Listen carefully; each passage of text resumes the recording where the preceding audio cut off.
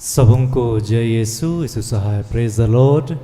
प्रार्थना तो परिवार फिर से आप सबों का आज की संध्या आराधना प्रार्थना में प्रभु यीशु मसीह के जीवित और सामर्थी नाम से हम सभी प्रार्थना तो परिवार के भाई बहन मिलकर हमारे अगुआ प्रभु के दास सिस्टर एस्थर, प्रभु के दास भाई राज, आप सबों का हार्दिक स्वागत करते हैं, हार्दिक अभिनंदन करते हैं।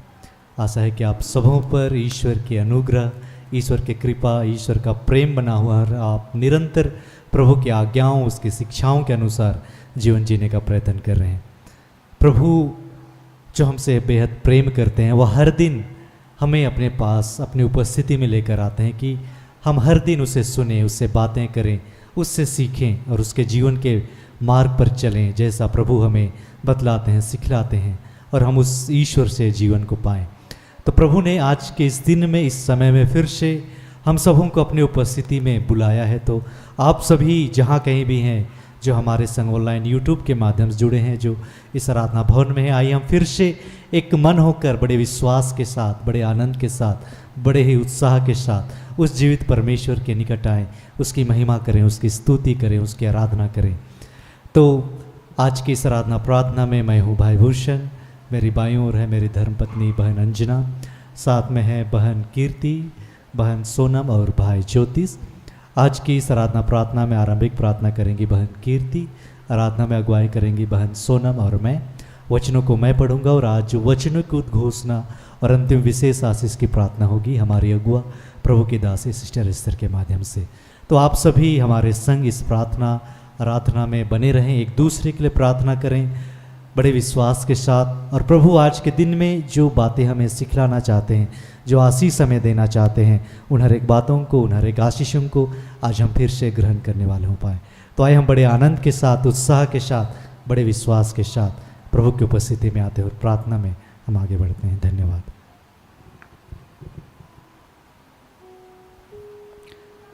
हम सब अपनी आंखों को बंद करेंगे। इस वक्त हम जहाँ कहीं भी हैं, हम अपने मन को शांत करें। इस वक्त हम अपने आप को तैयार करें प्रभु के शरण में आने के लिए, प्रभु को अपने आप को समर्पित करने के लिए। इस वक्त हम अपनी तमाम चिंताओं को, तमाम बातों को इस वक्त हम प्रभु के सामने समर्पित करें। इस वक्त हम अपने आप को शांत करने का प्रयास करें और हम प्रभु से जुड़ने का प्रयास करें। ये समय है जब प्रभु ने हमें ये अवसर दिया है, ये इस समय को दिया है कि हम प्रभु से जुड़ें, प्रभु से बातें करें, प्रभु को महसूस करें और उस अनंत शांति को हम अपने हृदय में ग्रहण करें। तो आइए इस वक्त हम सब अपनी आंखों को बंद ही रखें, अपने हाथों को खुला छोड़ें और अपने जीवित ईश्वर को इस वक्त हम पुकारें। आइए हम प्रार्थना में आगे बढ़ें। हे पिता ईश्वर, इस समय का प्रबंध करने के लिए हम आपको धन्यवाद देते हैं कि हे प्रभु, हम सब आपके बेटे बेटियां इस वक्त हम मिलकर प्रभु आपके निकट आ पाते हैं। पिता, आपने हम सबको एक संगति में जोड़ा है प्रभु, हम आपको धन्यवाद देते हैं। हे पिता ईश्वर, इस वक्त प्रभु आपकी दया पिता, आपकी करुणा, आपका अनुग्रह हम सब के जीवन में निरंतर बना रहता है। पिता, आपने हम सबको अनमोल समझा है प्रभु, आप निरंतर हमसे प्रेम करते हैं पिता, आप निरंतर हमें संभालते हैं प्रभु, हम आपको धन्यवाद देते हैं। हे पिता, हम जीवन की चाहे जिस भी परिस्थिति में रहे पिता, हमारे मन की व्यथाएं चाहे जो भी हो प्रभु, आप हर वक्त हमें देखते रहते हैं, हमें सराहते रहते हैं पिता, हमें संभालते हैं प्रभु, हम आपको धन्यवाद देते हैं। हे पिता ईश्वर, इस वक्त हम सारे लोग आत्मा में एक होते हैं और अपने तमाम गुनाहों के लिए आपसे क्षमा चाहते हैं। हे पिता ईश्वर, हम तो नीरे मनुष्य हैं प्रभु, आपके मार्ग में चलने का प्रयास करते हुए प्रभु हम बार बार पाप में पड़ जाते हैं। लेकिन हे पिता, आप अपने स्वभाव के अनुसार प्रभु, अपने दयामय, अपने दयालु स्वभाव के अनुसार हमें निरंतर उठाते हैं प्रभु, संभालते हैं, हमें फिर से चलना सिखाते हैं पिता। हे पिता ईश्वर, इस वक्त प्रभु जितने भी लोग इस प्रार्थना सभा में जुड़े हुए हैं, हर एक को इस वक्त हम आपके हाथों में समर्पित करते हैं। हे प्रभु, इस वक्त हमारे मन में जो भी प्रार्थनाएं हैं, हमारी जो भी निवेदन है प्रभु, हर एक बातों को भली भांति जानते हैं। इस वक्त प्रभु हम सबका स्पर्श करना प्रभु, हम सबको फिर से नया बनाना पिता, हम सबको फिर से अपने आत्मा के अभिषेक से भरना प्रभु, ताकि हे पिता इस वक्त हम आपकी अनंत शांति को महसूस करें पिता, आपके अनंत आनंद को हम ग्रहण कर सकें प्रभु। हे पिता पिता ईश्वर, इस वक्त इस जगह पर आपका नियंत्रण है प्रभु, हम आपको धन्यवाद देते हैं प्रभु। आज के दिन आप फिर से हमें जो शिक्षाएं आप देना चाह रहे हैं प्रभु, वो तमाम शिक्षाओं को हम ग्रहण कर पाए पिता, ऐसा हृदय हम सबको देना।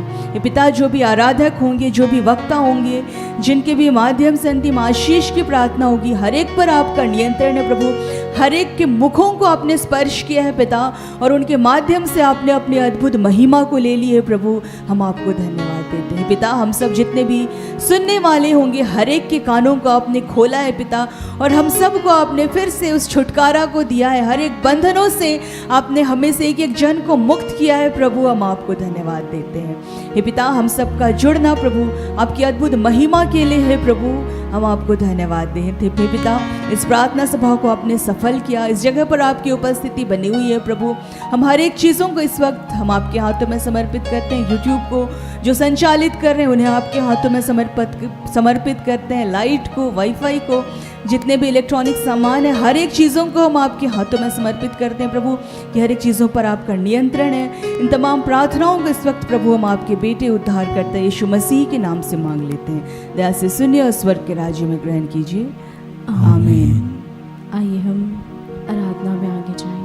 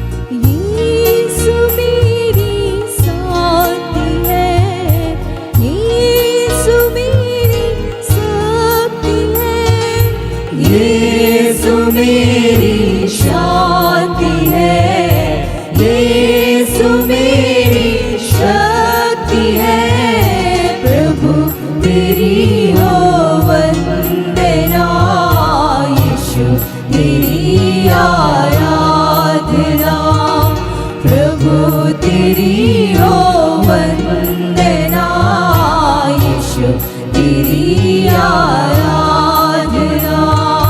प्रभु तेरी हो वंदना, यीशु तेरी आराधना। प्रभु तेरी हो वंदना, यीशु तेरी आराधना।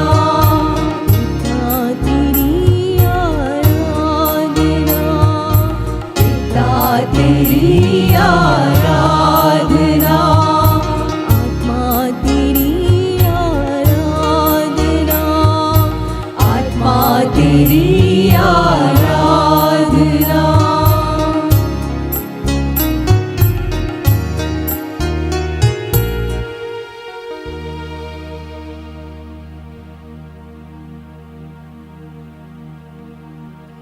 आइए हम प्रभु की महिमा के लिए और गीत गाते हैं।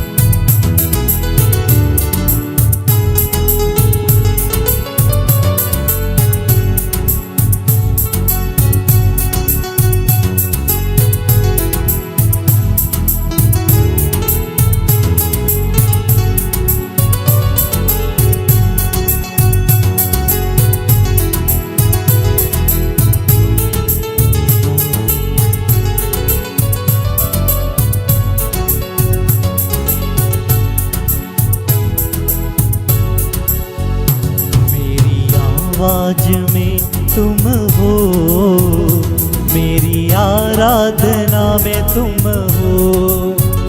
मेरी आवाज में तुम हो, मेरी आराधना में तुम हो। जब जब पुकारो तुम्हें, मेरी सांसों में यीशु तुम हो। जब जब पुकारो तुम्हें, मेरी सांसों में यीशु तुम हो। मेरी आवाज में तुम हो, मेरी आराधना में तुम हो। मेरी आवाज में तुम हो, मेरी आराधना में तुम हो। जब जब पुकारो तुम्हें, मेरी सांसों में यीशु तुम हो।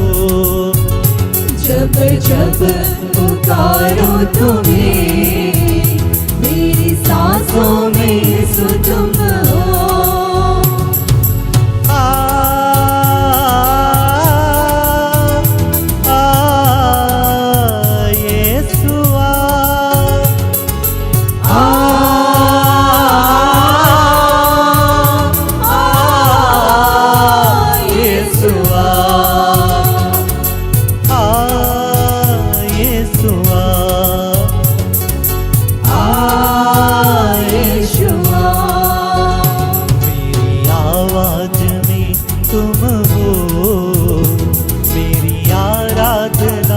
तुम हो। मेरी आवाज में तुम हो, मेरी आराधना में तुम हो। जब जब पुकारो तुम्हें, मेरी सांसों में यीशु तुम हो। जब जब पुकारो तुम्हें, मेरी सांसों में यीशु तुम हो।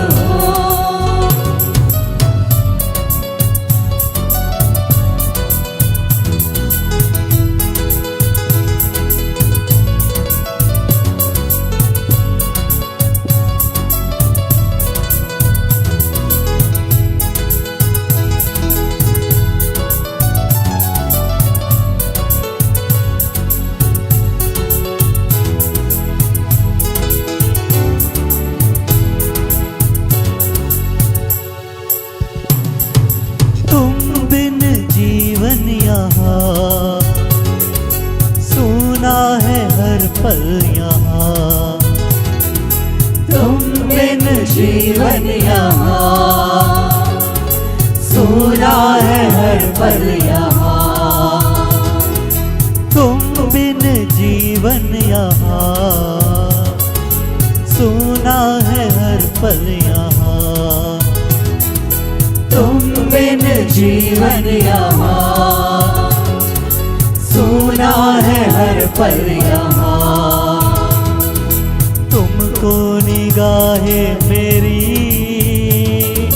तुमको निगाहे मेरी, ढूंढे यहाँ वहाँ।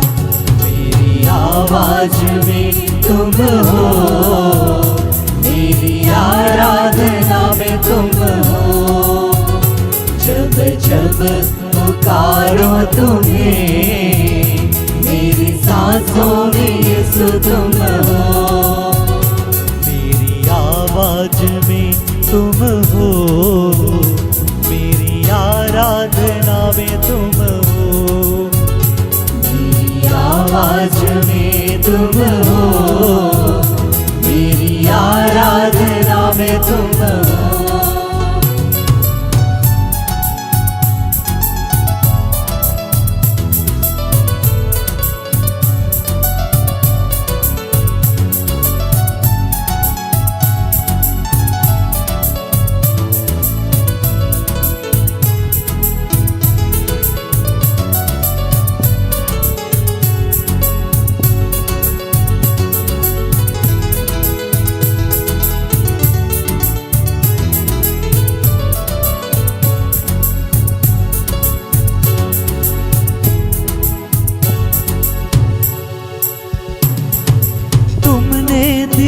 है हमें पुनर्जीवन अपना,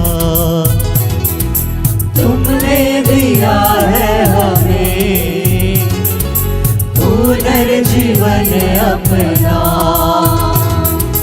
तुमने दिया है हमें पुनर्जीवन अपना।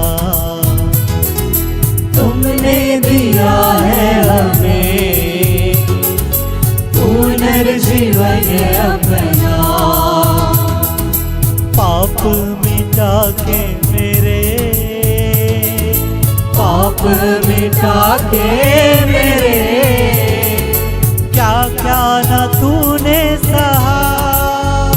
मेरी आवाज में तुम हो, मेरी आराधना में तुम हो।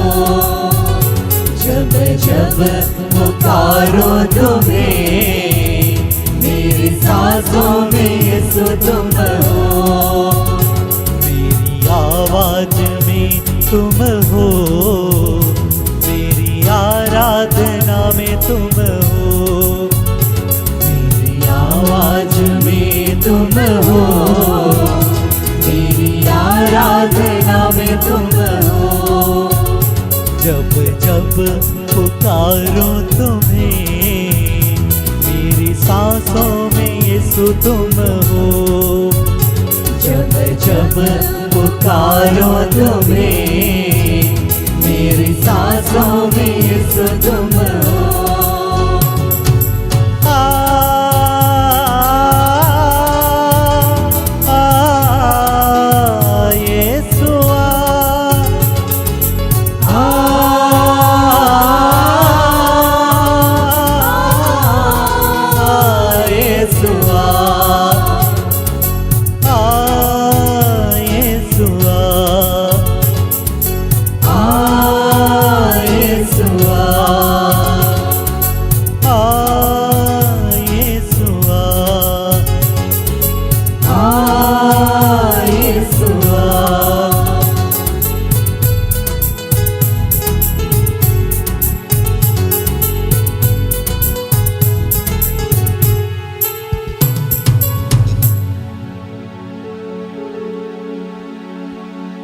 धन्यवाद पिता, धन्यवाद प्रभु यीशु।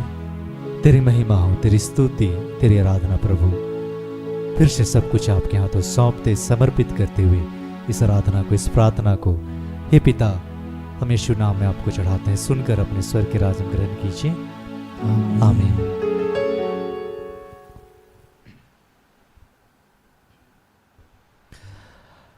आइए हम आज के लिए ठहराए गए वचन को सुने, जिसे प्रभु ने हमें अपनी बेटी, अपनी दासी, हमारी अगुआ सिस्टर एस्तर के माध्यम से दिया है, जिस वचन पर आज हम मनन करने वाले हैं। पहला वचन है संत पेतरुस का पहला पत्रस अध्याय 2 वचन संख्या 16। वचन ऐसा कहता है, आप लोग स्वतंत्र व्यक्तियों की तरह आचरण करें, किंतु स्वतंत्रता की आड़ में बुराई ना करें, बल्कि ईश्वर के दासों की तरह आचरण करें। और एक वचन दिया गया है स्तोत्र ग्रंथ, जिसे भजन संहिता भी कहा जाता है, भजन संहिता अध्याय 34 वचन संख्या 12 से लेकर 14, और स्तोत्र ग्रंथ में ये वचन 13 से लेकर 15 पद में दिया गया है। वचन कहता है, तुम में कौन भरपूर जीवन, लंबी आयु और सुख शांति चाहता है, तो तुम ना अपनी जीभ को बुराई बोलने दो और ना अपने होठों को कपटपूर्ण बातें। बुराई से दूर रहो, भलाई करो और शांति के मार्ग पर बढ़ते रहो। यहाँ तक क्या प्रभु की वाणी है। ईश्वर को धन्यवाद।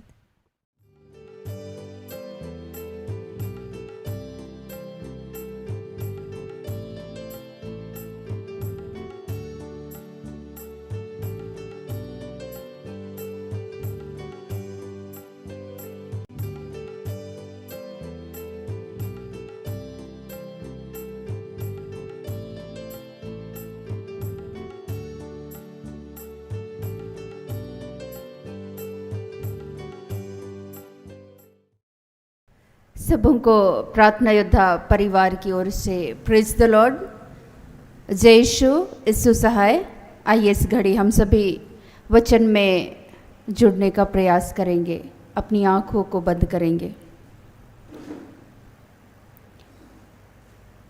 हे अनुग्रहकारी जीवित महान प्रेम पिता, प्यारे प्रभु, इस घड़ी आपने अपनी सुंदर उपस्थिति को दिया। पिता, पुत्र, पवित्र आत्मा के नाम पर प्यारे प्रभु हम सबों को आपने इकट्ठा किया।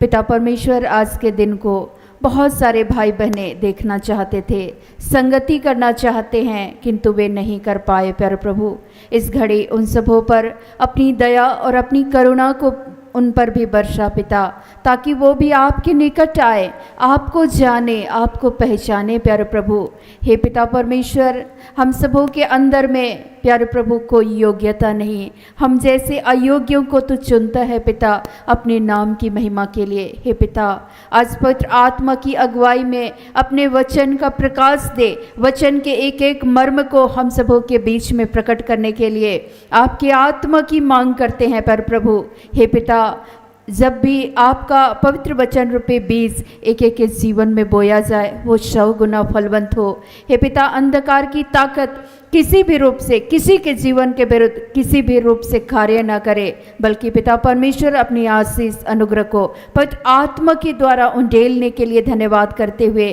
पिता, आज इस वक्त में जहाँ भी तेरे नाम से तेरे दास और दासियां खड़े हैं, तू होने दे उन हर एक के मुख में अपने शब्द को रखने के लिए पिता आपका धन्यवाद करते हैं।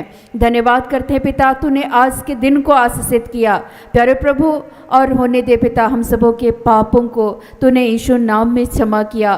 प्यारे पिता, आज के दिन में पिता जिस वचन को हम सभी सुनने जा रहे हैं, सुनाने जा रहे हैं, पर प्रभु उस वचन के द्वारा हम सबों के जीवन में पवित्र आत्मा के द्वारा तू संचालित कीजिए। प्यारे प्रभु, हमारी आत्मा को आप संचालित कीजिए, हम सभी आपकी आत्मा के चलाए चल सके। प्यारे प्रभु, इस घड़ी हम सारी बातों का नियंत्रण सिर्फ और सिर्फ आपके हाथों देते हुए इस प्रार्थना को प्रभु यीशु के नाम से मांगते हैं। दया से सुनिए और ग्रहण कीजिए। आमीन। आज के लिए जो पहला वचन हम सबों को दिया गया है, पहला पत्रस, जिसको पेतरुस भी कहा जाता है, अध्याय 2 पद संख्या 16। अपने आप को पवित्र जानो, पर अपनी इस स्वतंत्रता को बुराई के लिए आड़ ना बनाओ, परंतु अपने आप को परमेश्वर के दास समझकर चलो। दूसरा वचन है भजन संहिता, जिसको स्तोत्र भी बोलते हैं, 34 पद संख्याएं 12 से 14। वह कौन मनुष्य है जो जीवन की इच्छा रखता और दीर्घ आयु चाहता है, ताकि भलाई देखे, अपनी जीभ को बुराई से रोक रख और अपने मुंह की चौकसी कर कि उससे छल की बातें ना निकले। बुराई को छोड़ और भलाई कर, मेल को ढूंढ और उसी का पीछा कर। आमीन। आज के दिन के लिए सर्वप्रथम ईश्वर का धन्यवाद करते हैं कि प्रभु की आशीष, प्रभु की अनुग्रह है। मैं बार बार इस बातों की घोषणा करती हूँ, मैं बार बार बोलती हूँ कि बहुत ऐसे लोग हैं जो संगति करना चाहते हैं किंतु वे कर नहीं पाते हैं। हम सभी धन्य हैं जो हर दिन प्रभु अपने वचन की भोज में, अपने जीवित वचन के द्वारा हमारी आत्मा को दृढ़ और मजबूत करते हैं। ये प्रभु का अनुग्रह है, ईश्वर की कृपा है। तो निरंतर हम उस परमेश्वर का, उस प्रभु यीशु का, उस पवित्र आत्मा का हम सबों को धन्यवाद करना चाहिए। क्योंकि ईश्वर का वचन आज कह रहा है, जो पहला वचन हम सबों को मिला है,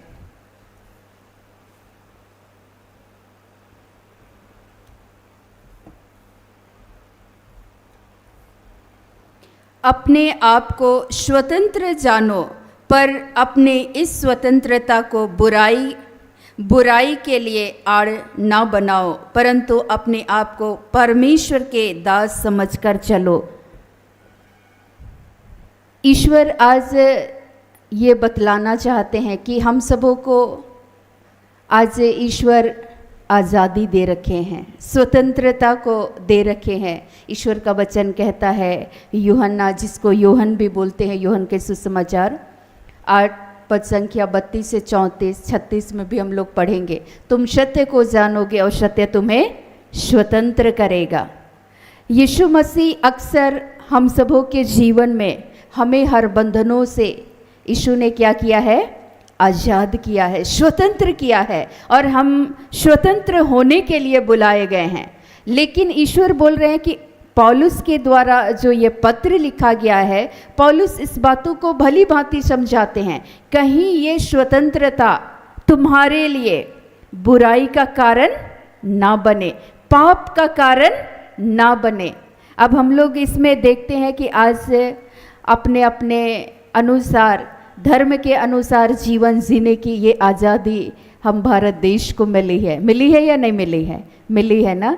लेकिन आज हम लोग अपने जीवन में भी देखते हैं कि हमें जैसा मर्जी वैसा हम लोग जीवन को जी सकते हैं, लेकिन उसमें अब फर्क को देखना है, अंतर को समझना है कि आप एक परमेश्वर के दास होने के लिए बुलाए गए हैं, परमेश्वर की बेटी हैं, परमेश्वर के द्वारा चुने गए लोग हैं।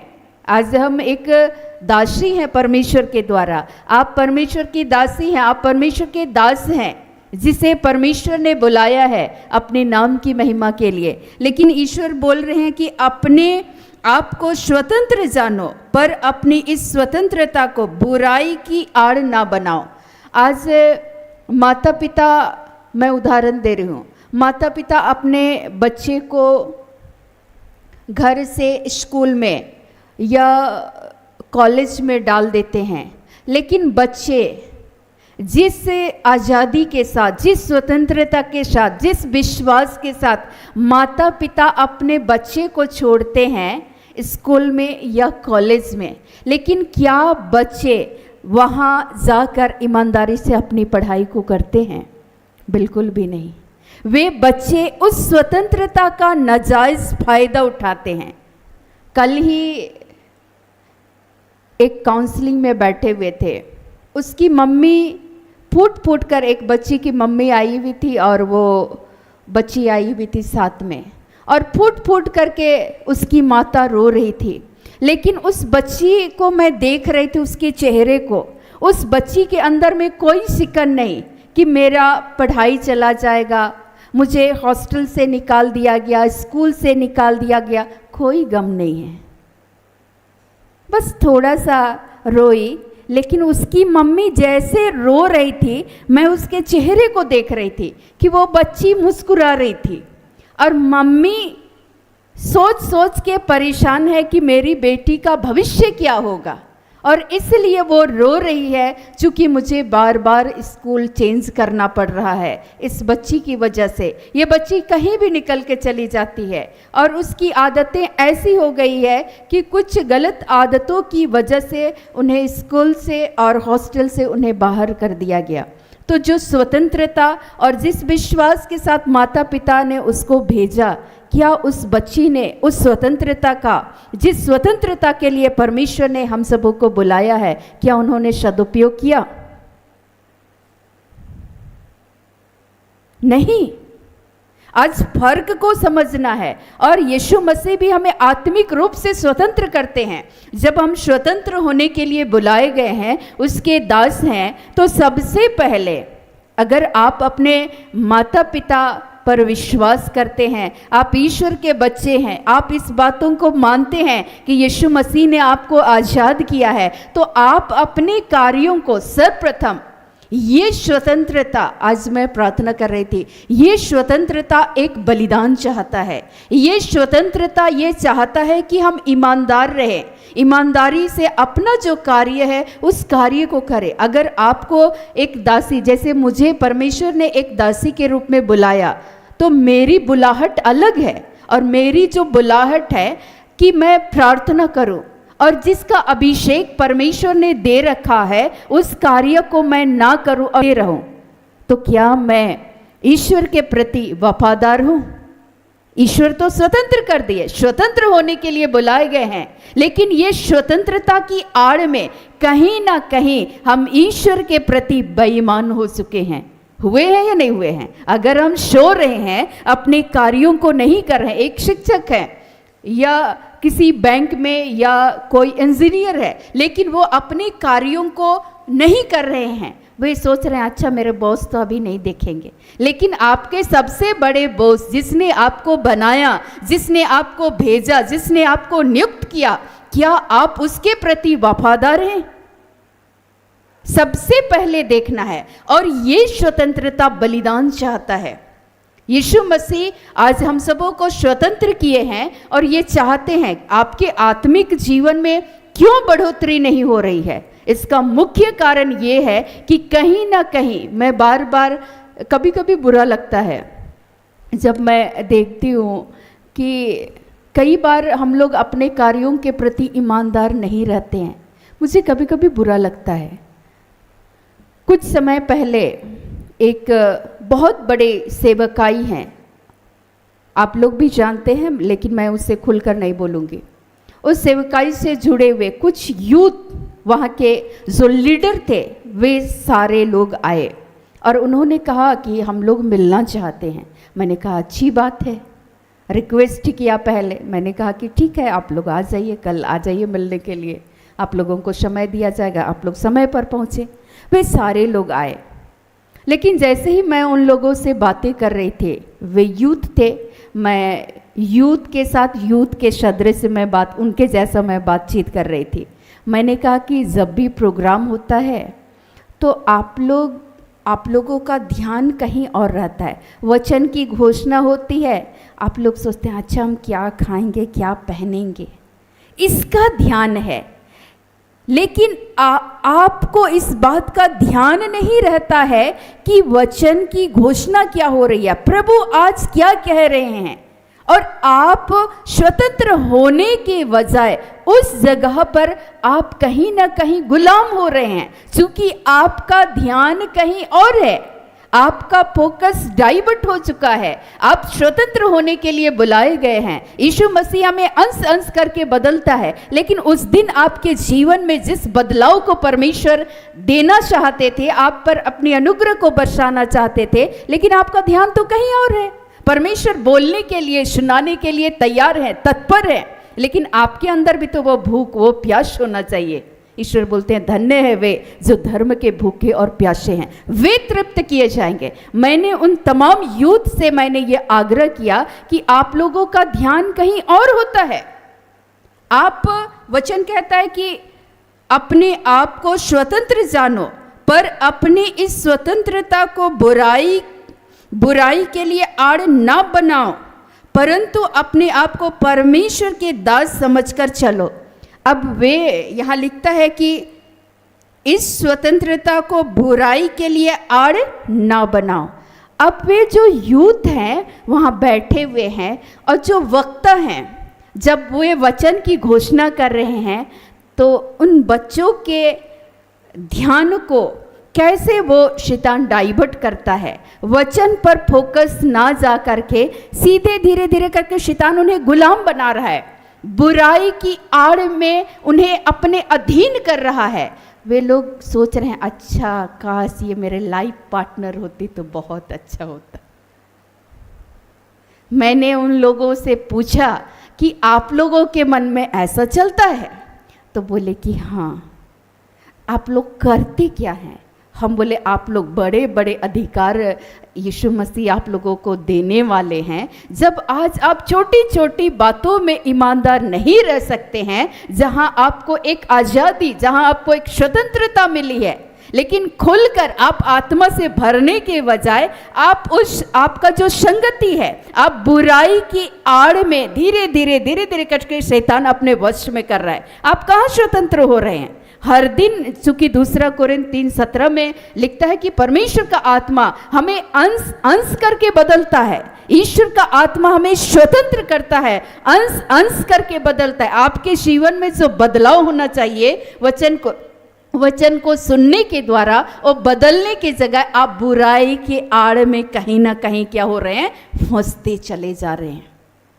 आज देखना है, मैं बार बार बोलती हूँ, अपने जीवन का मूल्यांकन करना है, देखना है कि हमारे जीवन में कहाँ हम उलझे हुए हैं। आज क्यों हमारे जीवन में आत्मिक उन्नति नहीं हो रही है? क्यों? उसका आंसर भी आज प्रभु दे रहे हैं। दूसरा जो वचन है, इसलिए ये देखना है कि अगर हम लोग सचमुच में चाहते हैं एक सच्ची स्वतंत्रता, यीशु मसीह हमें आज़ाद करते हैं और हमें आत्मिक रूप से आज हम लोगों को देखना है कि हमारे जीवन में अगर माँ बाप हैं तो वे खुद को भी जांचे कि आज उनके बच्चे स्वतंत्र नहीं हो रहे हैं। कहीं ना कहीं वे रीति रिवाज, परंपरा पर वे खुद भी गुलाम है और उन बच्चों को भी गुलाम बना दे रहे हैं। तुम इससे नहीं मिलना।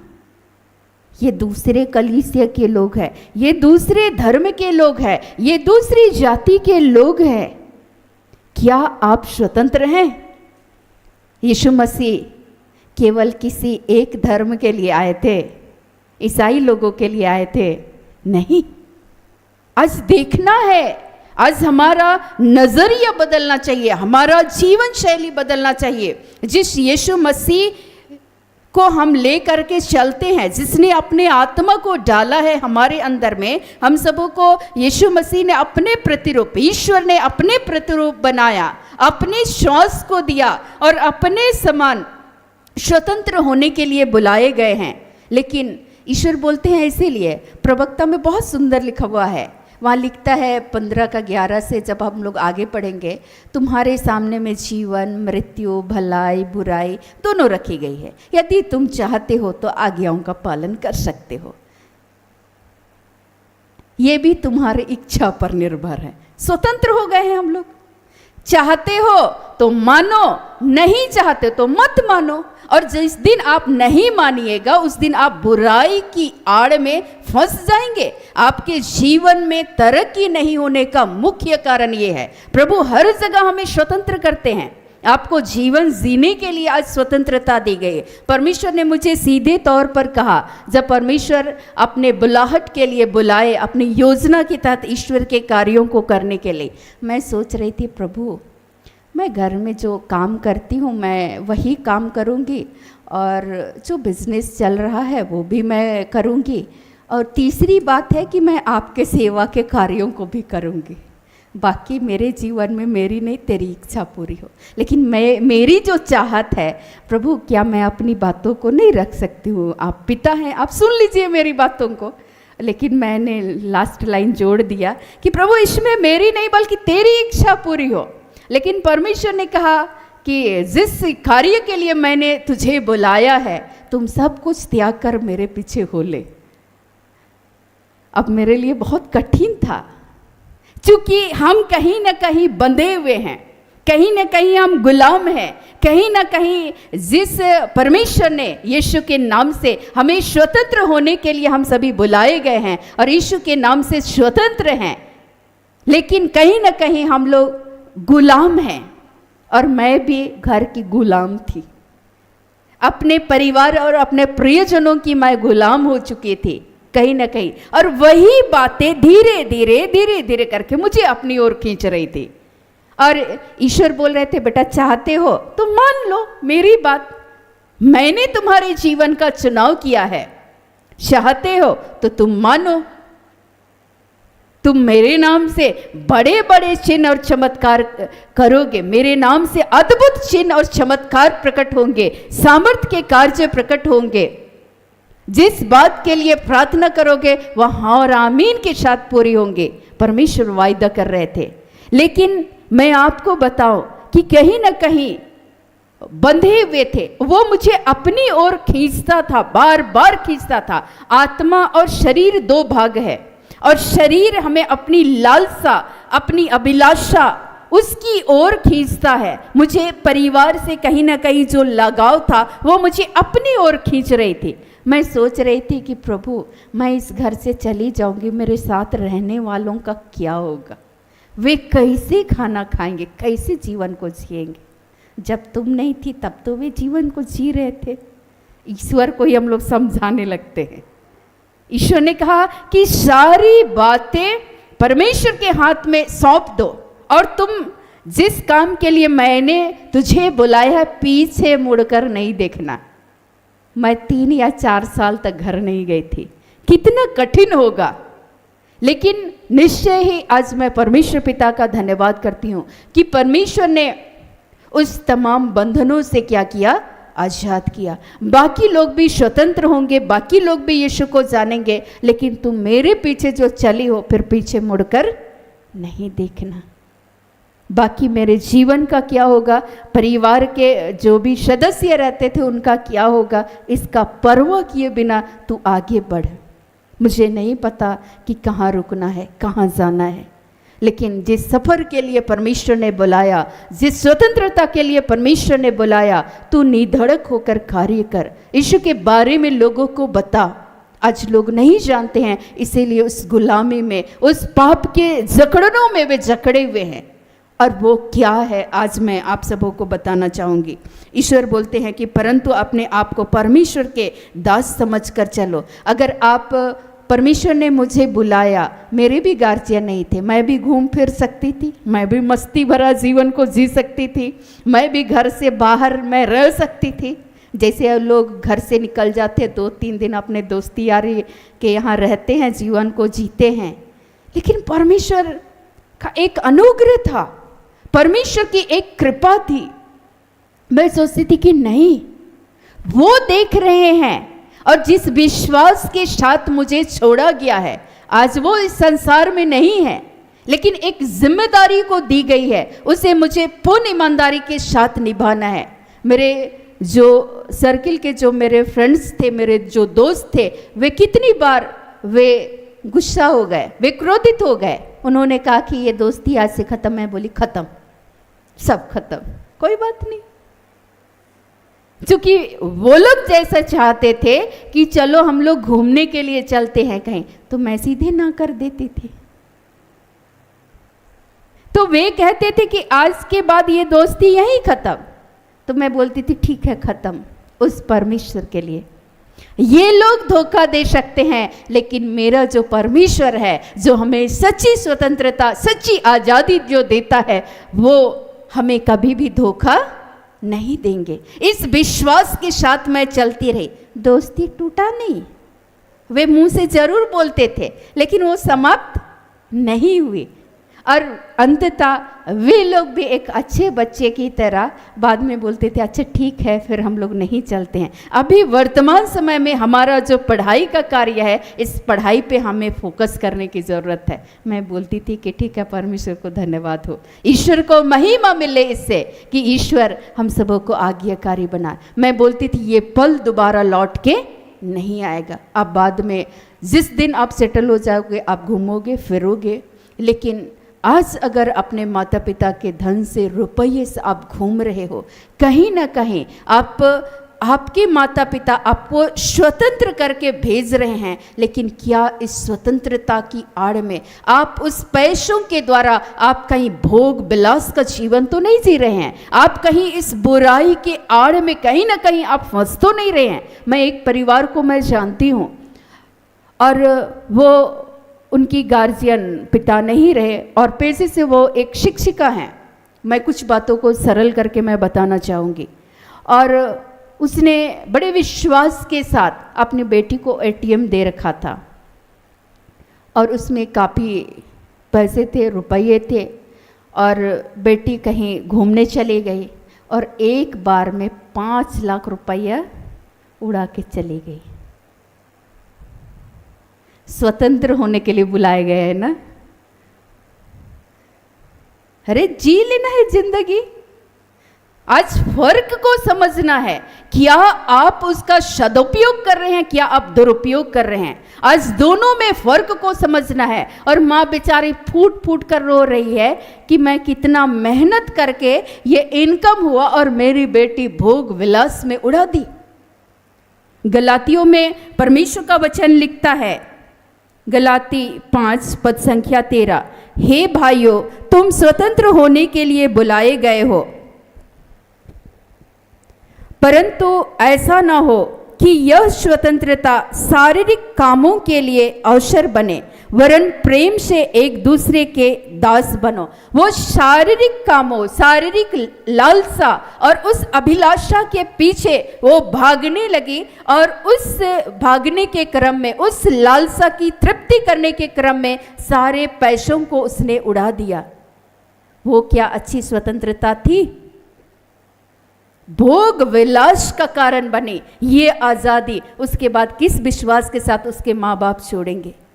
मैं ऐसे हजारों लोगों को, कल भी जब मैं काउंसलिंग में बैठी हुई थी, उससे छोटी सी बच्ची का जब मैं चेहरा देख रही थी और जब उन्हें हॉस्टल से निकाल दिया गया, कितनी दुखदाई बात है उस माँ बाप के लिए, जिस विश्वास के साथ वे भेजते हैं। एक बच्ची को लेकर, एक दूसरी बच्ची को लेकर उसकी बड़ी बहन आई और शाम में पहुंची। मैंने कहा कि देखिए अभी शाम में प्रेयर करके छोड़ देंगे, कल मिलिएगा आप लोग। तो उसने कहा कि ठीक है दीदी, लेकिन कल आना चाहेगी तब ना।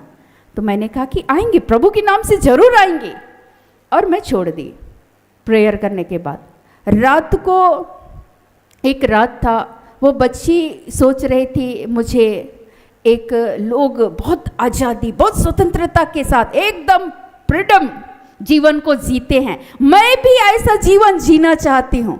एक छोटी बच्ची, 7th क्लास की जो बच्ची थी, वो बच्ची का ये स्टेटमेंट था। मैंने कहा तो फिर जीने के लिए आप क्या करते हैं? दीदी मैं आपको क्या बताऊं, निकलते हैं शाम में अपने लॉज से निकलते हैं और पूरा, बेटा तुम गांजा उंजा पूरा पीती हो। तो बोली कि आपको कैसे पता? तो मैंने कहा कि उसको पता है। और वो बच्ची धीरे धीरे करके पवित्र आत्मा उसको अपने नियंत्रण में करने लगा। तो फिर मैंने कहा कि आप इस बातों को जानने के लिए आपको ये सीखने का मौका कहाँ से मिला? मैं गूगल कर रही थी, लोग एक आज़ादी के साथ, एक स्वतंत्रता के साथ कैसे जीवन को जी सकते हैं, मुझे भी जीना है। तो लोग जीने के लिए, खुशी मनाने के लिए, एक स्वतंत्रता के लिए, एक आनंद मनाने के लिए लोग नशे का भी सेवन करते हैं। उसमें बहुत सारा ऑप्शन था, तो जो ऑप्शन मुझे अच्छा लगा मैंने उसको चूज़ किया। और इसीलिए शाम में चौक और चौराहे पर मैं जाने लगी और अकेले लड़के होते तो समझ में आता, लड़कों को भी ये नहीं करना चाहिए, पर एक छोटी बच्ची वो छोटी बच्ची जाके, मैंने कहा कि तुम तो चिलम में पीती हो। तो बोले ले फिर कौन बताया आपको मैं कैसी पीती हूँ? बेटा तुम तो आज़ाद हो करके एक आज़ाद पंछी की तरह तुम जीवन को जी रही हो ना। लेकिन जीसस पापा देखते हैं, इसे पापा देखते हैं, और आपको जिस विश्वास के साथ भेजा गया है आपको ऐसा नहीं करना चाहिए। आपका कैरियर बर्बाद हो जाएगा। आप कहाँ जा रहे हो? रुको। तो दीदी मुझे ऐसा लगा कि मेरा इस जीवन में जीना बेकार है, मुझे कोई प्यार नहीं करता, और इसीलिए मैं एक आजाद पंछी की तरह मैं जीवन को जीना चाहती हूँ। मैं भी उड़ना चाहती हूँ, मैं भी घूमना, मैं भी मस्ती भरा जीवन को जीना चाहती। बेटा देख लो तुम कैसे जीवन को जी रही हो, और आज अगर ऐसे जीवन को जियोगी, कल का भविष्य तुम्हारा क्या होगा? तुम क्या करोगी? कौन तुमसे शादी करेगा? तुम पढ़ोगी लिखोगी नहीं तो कौन तुमको रखेगा? तुम सच्चाई को जानो। तुम्हारे अंदर आज ईश्वर का भय नहीं है। तो बोली कि बात तो सही है, फिर आज से ये काम करना बंद कर दो। तो बोले यीशु बाबा मेरे पापों को क्षमा कर देंगे ना? तो मैंने कहा कि जरूर आप स्वीकार करते हैं, इस जुबान से आप मान लेते हैं तो ईश्वर माफ करेंगे। माफ कर दिए, और आज सचमुच में वो एक अच्छी बच्ची की तरह आज ईश्वर के बारे में दूसरे लोगों को बताती है। हालेलुया। उनके जीवन में यीशु को जाने और जानने के द्वारा ईश्वर का वचन कहता है तुम सत्य को जानोगे और सत्य तुम्हें स्वतंत्र करेगा। उनको हम बाइबल खोल करके बाइबल की शिक्षा सीधे सीधे बोलेंगे भाग जाएगी। उनको साधारण करके उसको बता रहे थे, और उसको उस बताने के क्रम में मैं यही प्रार्थना कर रही थी, प्रभु आज पिता पुत्र पवित्र आत्मा के नाम पर इस बच्ची को अगर आप नहीं चाहते तो यहाँ नहीं आती, अगर आप लेके आए हैं तो प्रभु आज यीशु के नाम से इस बच्ची को आजाद कीजिए, ताकि आपकी अनुग्रह आपके प्रेम को ये पहचाने और ये औरों के लिए आशीष का कारण बने। हालेलुया। परमेश्वर ने उस बच्ची को आजाद किया, इसीलिए ईश्वर का वचन कहता है तुम सत्य को जानोगे और सत्य तुम्हें स्वतंत्र करेगा। यीशु मसीह बोलते हैं मार्ग सत्य और जीवन मैं हूं। आप जब उसके राह पर चलते हैं तो आप एक आत्मिक जीवन को जीना चाहते हैं। आपके एक शब्द बोलने के द्वारा कितने ऐसे लोगों के जीवन में एक परिवर्तन आएगा। लोग सत्य को जानेंगे, वे आजाद हो जाएंगे। लेकिन आज आप बोलते भी हैं और आप प्रार्थना भी कर रहे हैं, सब चीज कर रहे हैं, लेकिन आप सोच रहे हैं कि फिर बदलाव क्यों नहीं हो रहा है। बदलाव नहीं होने का कारण है ईश्वर बोल रहे हैं कि तुम एक दास के समान जीवन को जियो, तुम उसके समान तुम चलो। और आज उसका उत्तर हम लोगों को मिल रहा है, हम दास छोड़ दीजिए, दासी छोड़ दीजिए। हमारा आचरण इतना गंदा हो चुका है, हम एक गंदे लहजे के साथ आज हमारा व्यवहार हो चुका है। अपने शब्दों पर हमारा कोई नियंत्रण नहीं है। और इसलिए दूसरा जो वचन हम सबों को दिया गया है, इसमें लिखता है कि वह कौन मनुष्य है, स्तोत्र में भजन संहिता में 34 पद संख्या 12, वह कौन मनुष्य है जो जीवन की इच्छा रखता, दीर्घ आयु चाहता है ताकि भलाई को देखे। आप चाहते हैं कि आपके जीवन में भलाई हो, तो बोलते हैं कि आप जीवन जीने की इच्छा रखते हैं, एक अच्छा जीवन, एक भलाई से भरा जीवन, एक आशीष से भरा जीवन, तो आपको करना क्या होगा? ईश्वर बोलते हैं कि जो दीर्घ जीवन चाहता है, दीर्घ आयु चाहता है ताकि भलाई को देखे, अपनी जीभ को बुराई से रोक रख। क्या करना है? सबसे पहले इस पे नियंत्रण रखना है। एक शॉर्ट भी डाला हुआ है जो मेरे ही माध्यम से प्रभु, मेरे ही शरीर को प्रभु ने इस्तेमाल किया और वो डाला गया है। सबसे पहले आज इस जुबान पे नियंत्रण नहीं है।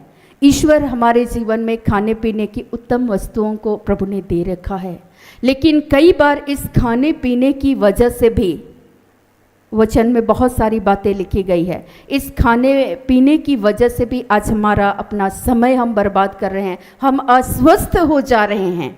हो रहे हैं या नहीं? क्यों? क्योंकि बैलेंस खो गया है। हम सोच रहे हैं कि हम स्वतंत्र हैं, हमको जो मर्जी, हमें जैसा मर्जी हम खा सकते हैं, हम जीवन को जी सकते हैं। क्या जुबान पे नियंत्रण है? ईश्वर का राज खाना पीना नहीं है, वो आनंद का है, वो मेल मिलाप का है। आप खाइए लेकिन एक लिमिट में, आप बोलिए लेकिन आपका जो लहजा, आपका जो शब्द एक तरीके के साथ होना चाहिए। लेकिन आज इस जुबान के द्वारा हम ऐसी ऐसी बातें करते हैं जिसे खुद के जीवन का विनाश हो जाता है। वो बच्ची जो बातें कर रही थी, जो नशे का सेवन कर रही थी, उस बच्ची को पता ही नहीं, वो स्वतंत्रता, वो एक आजाद पक्षी की तरह वो जीना चाहती थी। मुझे जीना है दीदी। मैंने कहा कि बेटा जियो, जीने से कोई तुम्हें मना नहीं करता है, लेकिन ये जो जीवन तुम जी रही हो, तुम्हारा शरीर का क्या दुर्गति होगा तुमको पता है? अभी तुम कितनी छोटी उम्र में हो, अभी तुमको पढ़ना है, लिखना है, तुमको नौकरी करना है, तुमको एक अच्छा जीवन को जीना है। तुम्हारे जीवन में अच्छे लाइफ पार्टनर मिलेंगे जब तुम अच्छे से पढ़ाई करोगे, अच्छा एजुकेशन मिलेगा, अच्छी नौकरी मिलेगी, तुम्हारी शादी होगी, सब चीज़ होगा। तो बोले कि जम तो इतना दूर सोचे ही नहीं। और आज जो तुम ये कर रही हो बेटा, कल को तुम्हारी किसी तरीके से तुम्हारी शादी हो जाएगी, तुम्हारे बच्चे ये काम करेंगे तो तुम्हें कैसा लगेगा? तो बोली बहुत खराब लगेगा। तो जब तुम्हें ये पता है कि वे ऐसा काम कर, ठीक तुम जो काम कर रही हो, दुखी कर रही हो, अपने माँ बाप के विरुद्ध चल करके ईश्वर के प्रति वफादार नहीं हो, इस स्वतंत्रता को तुम बुराई का आड़ बना रखी हो, तो तुम्हारे बाल बच्चों का क्या होगा? तो बोली इतना दूर तो सोचे नहीं थे, सोचो ठहर करके।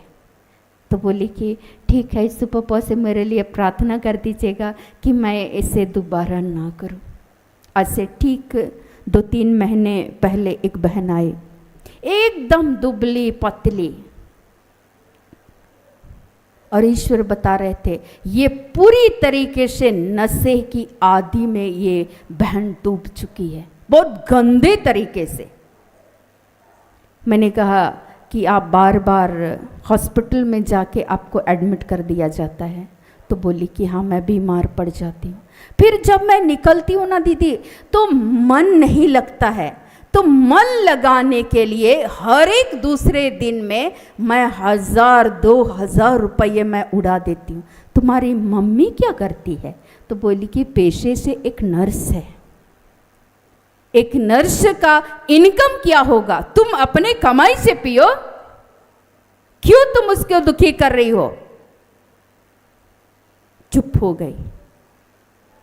तुम कभी ठहर करके इस बातों को सोचो, तुम कर क्या रही हो? तुम्हारा ये शरीर का क्या हाल हो रखा है? चूंकि इस जुबान पे नियंत्रण नहीं है, ये आजादी जिससे विश्वास के साथ उसकी माँ उन्हें पढ़ने के लिए छोड़ती है, उन्हें पैसे देती है, उस पैसे का वो दुरुपयोग कर रही थी और उसका शरीर धीरे धीरे करके खोखला होते जा रहा था, खाली होते जा रहा था। बोलती अगर मैं नहीं लेती हूँ मेरा शरीर पूरा कांपता है। मैंने कहा कि पिछले कई वर्षों से आप ये काम कर रहे हो। सोचिए कि आज ये स्वतंत्रता, ये आज़ादी निश्चय ही हमारे लिए एक भोग विलास का कारण बन गई है। एक शारीरिक लालसा और एक अभिलाषाओं में हम सभी डूब जा रहे हैं। आज इसलिए परमेश्वर जिस आत्मिक उन्नति को देना चाहते हैं, आत्मिक रूप से हमें दृढ़ और मजबूत करना चाहते हैं, आप स्वतंत्रता चाहते हैं, आपकी अवस्था आज तक जो भी है, आप परमेश्वर के निकट आए। ईश्वर आपको स्वतंत्र करेंगे धीरे धीरे धीरे धीरे करके। ईश्वर का आत्मा आपको अंश अंश करके बदल देगा। आपके अंदर में जितनी भी बंधन है उस बंधनों से परमेश्वर स्वतंत्र करेगा। बस इस जुबान पे क्या करना है? नियंत्रण रखना है।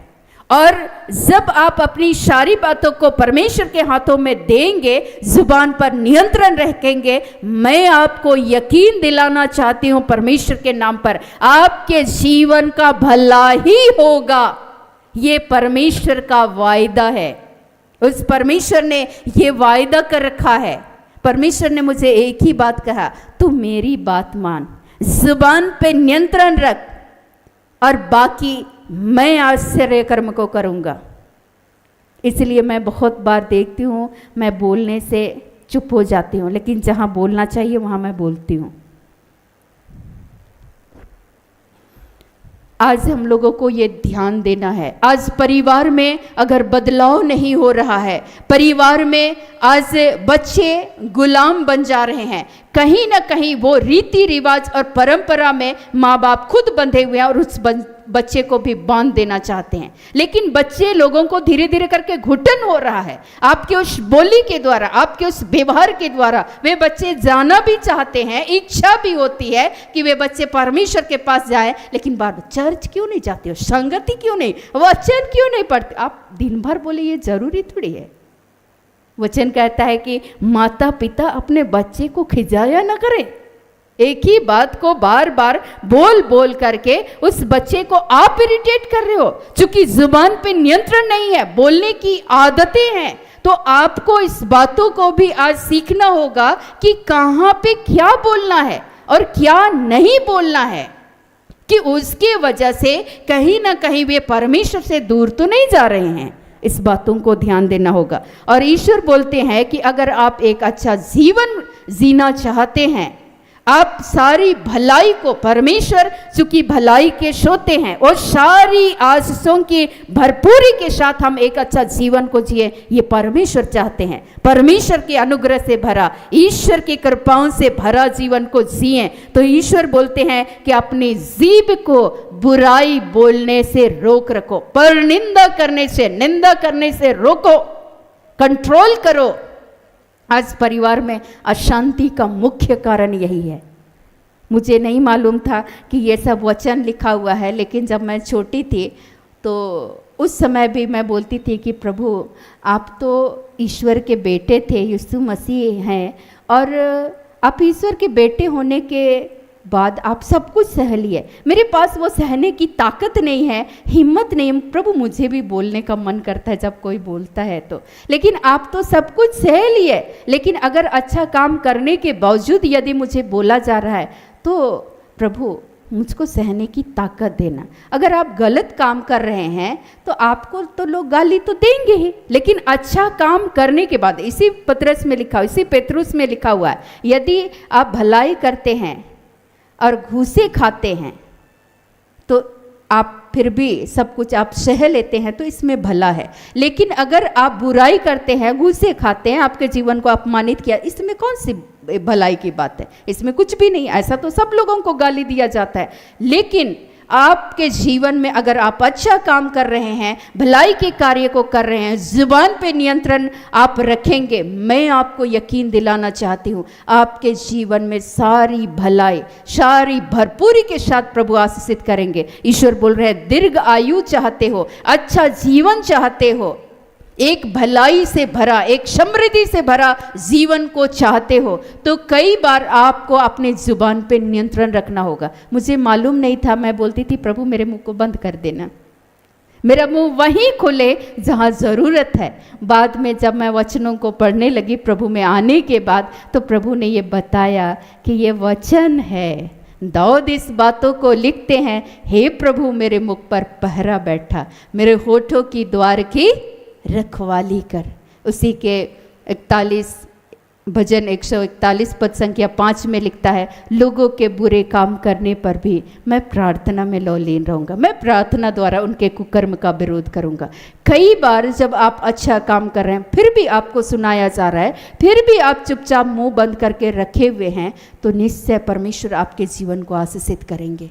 लेकिन आज परिवार के सदस्य कई बार बोलते हैं कि हमारे परिवार में अशांति है, कोई भलाई नहीं, कोई अच्छाई नहीं, कोई स्वतंत्रता नहीं है, कोई शांति नहीं है, कोई आनंद नहीं है। ईश्वर बोलते हैं ये बहुत बोलती है। वो लोग बोलते हैं हाँ आप लोग सही बोल रहे हैं, बोलते तो हैं।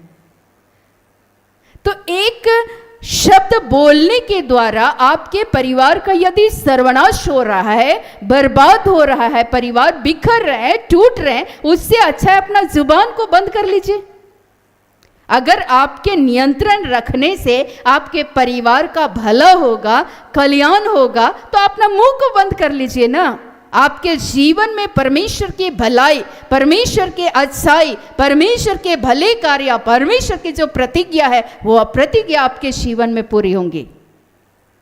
ईश्वर का वचन लिखता है, बुराई को छोड़ और भलाई कर, मेल को ढूंढ और उसी का पीछा कर। जब परमेश्वर की अनुग्रह होगी उस समय भी आपको ये ढूंढना है कि आपको अच्छा ही करना है, मेल मिलाप ही करना है ईश्वर के साथ और एक दूसरे के साथ। दूसरी बात ईश्वर बोल रहे हैं कि अपनी जीभ को बुराई से रोक रख, अपने मुंह की चौकसी कर और उससे छल की बात ना निकले। कई बार मुझे भी मन करता था कि मैं जी भर के आज बोल लूँ,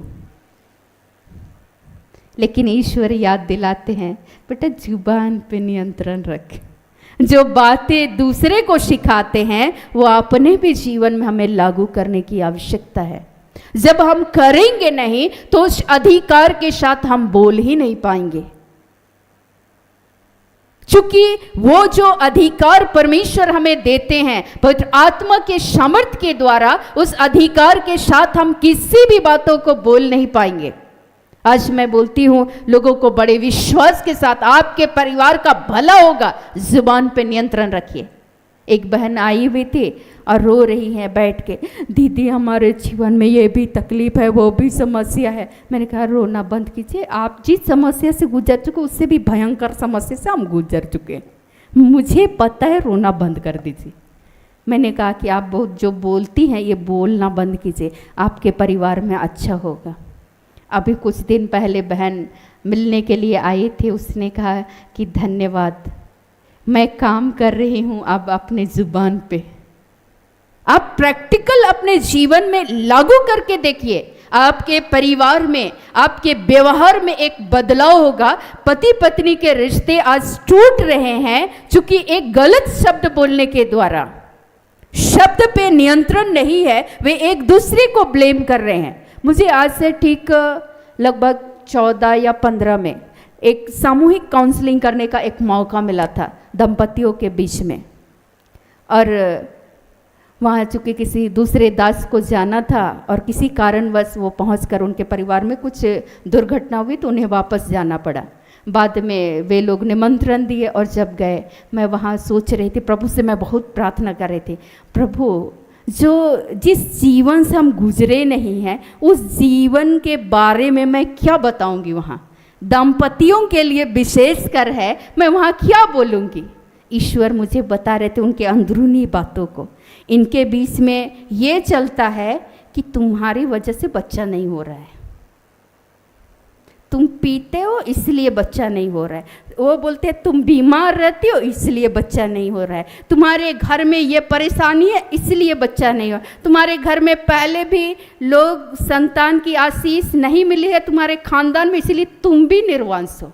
और हम लोग निर्वंश जीवन को एक दूसरे को वे इल्जाम लगा रहे हैं, दोषारोपण कर रहे हैं, लेकिन इनके अंदर में जिस स्वतंत्रता के लिए परमेश्वर ने उन्हें जोड़ा है वे उस स्वतंत्रता का नाजायज फायदा उठा रहे हैं। परमेश्वर का आत्मा ये बता रहा है। मैंने बताया कि आप लोग एक दूसरे पर खूब भर भर के इल्जाम लगाते हैं, दोष लगाते हैं इस जुबान के द्वारा, और आप चाहते प्रभु एक अच्छा जीवन को जिए, एक आशीष से भरपूर जीवन को जिए।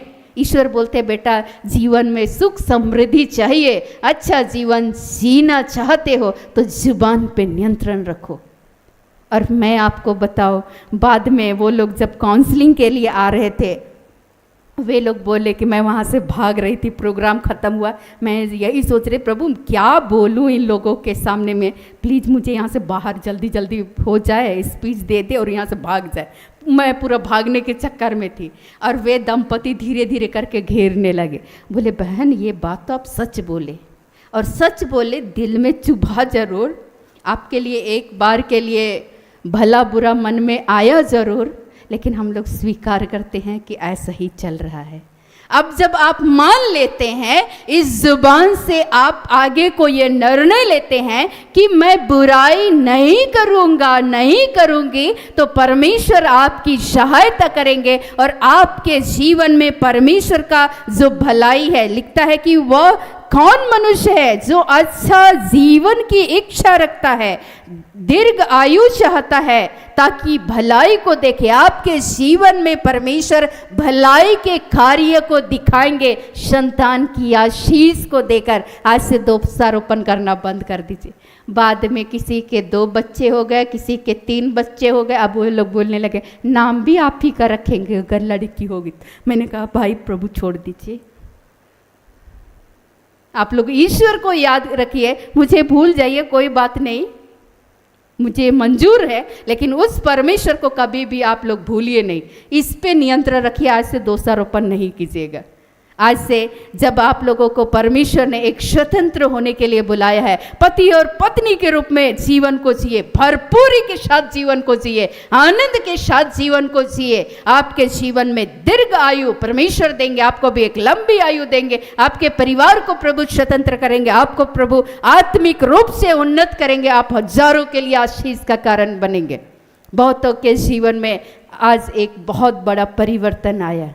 जब वे परिवार के सदस्य आज अपने बच्चों को लेकर के आते हैं, तो आप बोलते हैं कि हम लोग ये काम करना बंद कर दिए। प्रभु यीशु ने हमें क्या कर दिया है?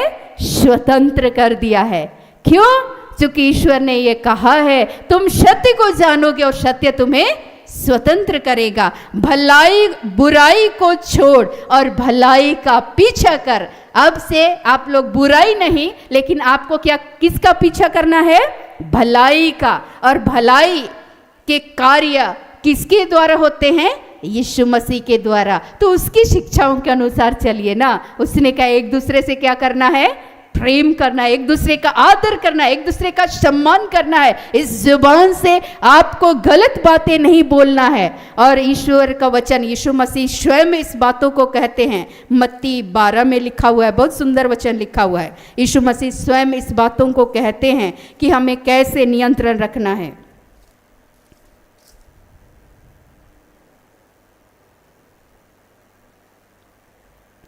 पेड़ की पहचान फल से होती है। यीशु मसीह इस बातों को कहते हैं। मत्ती 12 पद संख्या 35, 36 और 37। भला मनुष्य मन के भले भंडार से भली बातें निकालता है और बुरा मनुष्य बुरे भंडार से बुरी बातें निकालता है।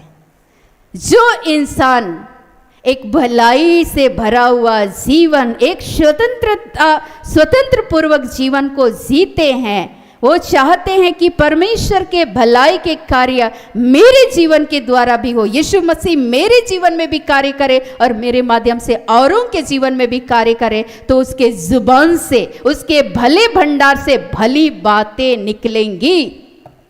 और एक बुरा मनुष्य, ईश्वर का वचन स्तोत्र में भजन संहिता में सीधे बोल रहे हैं, बुराई को छोड़ भलाई का पीछा कर।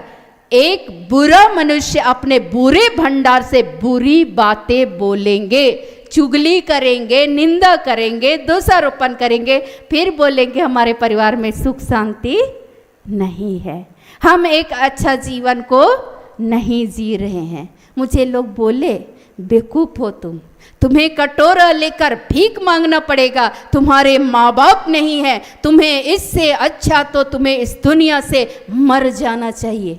मेरे लिए कितनी बड़ी चुनौती थी। वे उनके भंडार में बुरी बातें थी, वे अपने बुरे भंडार से बुरी बातें बोल रहे थे। लेकिन मेरा परमेश्वर जो भलाई है, जिसने हमें स्वतंत्र होने के लिए बुलाया, उसने कहा कि सारे भलाई के कार्य जो यीशु मसीह कर रहे थे, तू इनका भी भला कर। अपने शताने वालों के लिए तू प्रार्थना कर, अपने बैरियों से तू क्या कर? प्रेम रख। मैंने कहा कि ऐसा तो नहीं बोलना चाहिए आप लोगों को। अगर आपकी बेटी होती तो क्या आप ऐसे ही बोलते? तो बोले ऐसा नहीं बोलते। आपके अपने होते तो आप ऐसा नहीं बोलते। आपके दूसरे हैं, पराये हैं, पड़ोसी हैं, तो आप जो बोल रहे हैं क्या ये बातें सही है? आपको लगता है सही है तो भाई बोलिए। ईश्वर आपको मुंह दिया है बोलने के लिए, आपकी आवाज है बुलंद, बोलिए, जी भर के बोलिए। ईश्वर का वचन कहता है कि भला मनुष्य अपने मन के भले भंडार से भली बातें निकालता, बुरा मनुष्य अपने बुरे भंडार से बुरी बातें निकालता।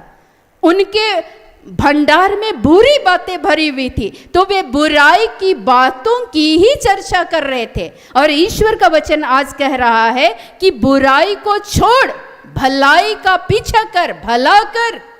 आगे लिखता है और 36, और मैं तुमसे कहता हूं कि जो जो निकम्मी बातें मनुष्य कहेंगे, न्याय के दिन वे हरेक उस निकम्मी बात का लेखा लेंगे।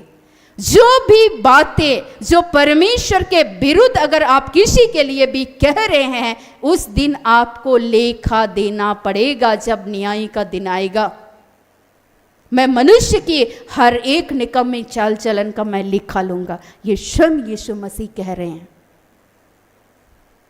इसीलिए आज अगर हम लोग चाहते हैं, मैं उस समय भी मेरे परिवार में बहुत सारे मेरे जो परिवार के ही सदस्य, उनके छोटे बच्चे रहते थे और उन्हीं के माता पिता बहुत सारी बुरी बुरी बातें किया करते थे। अपने सगे बच्चों के लिए लगता था खून, कान से खून गिर जाएगा।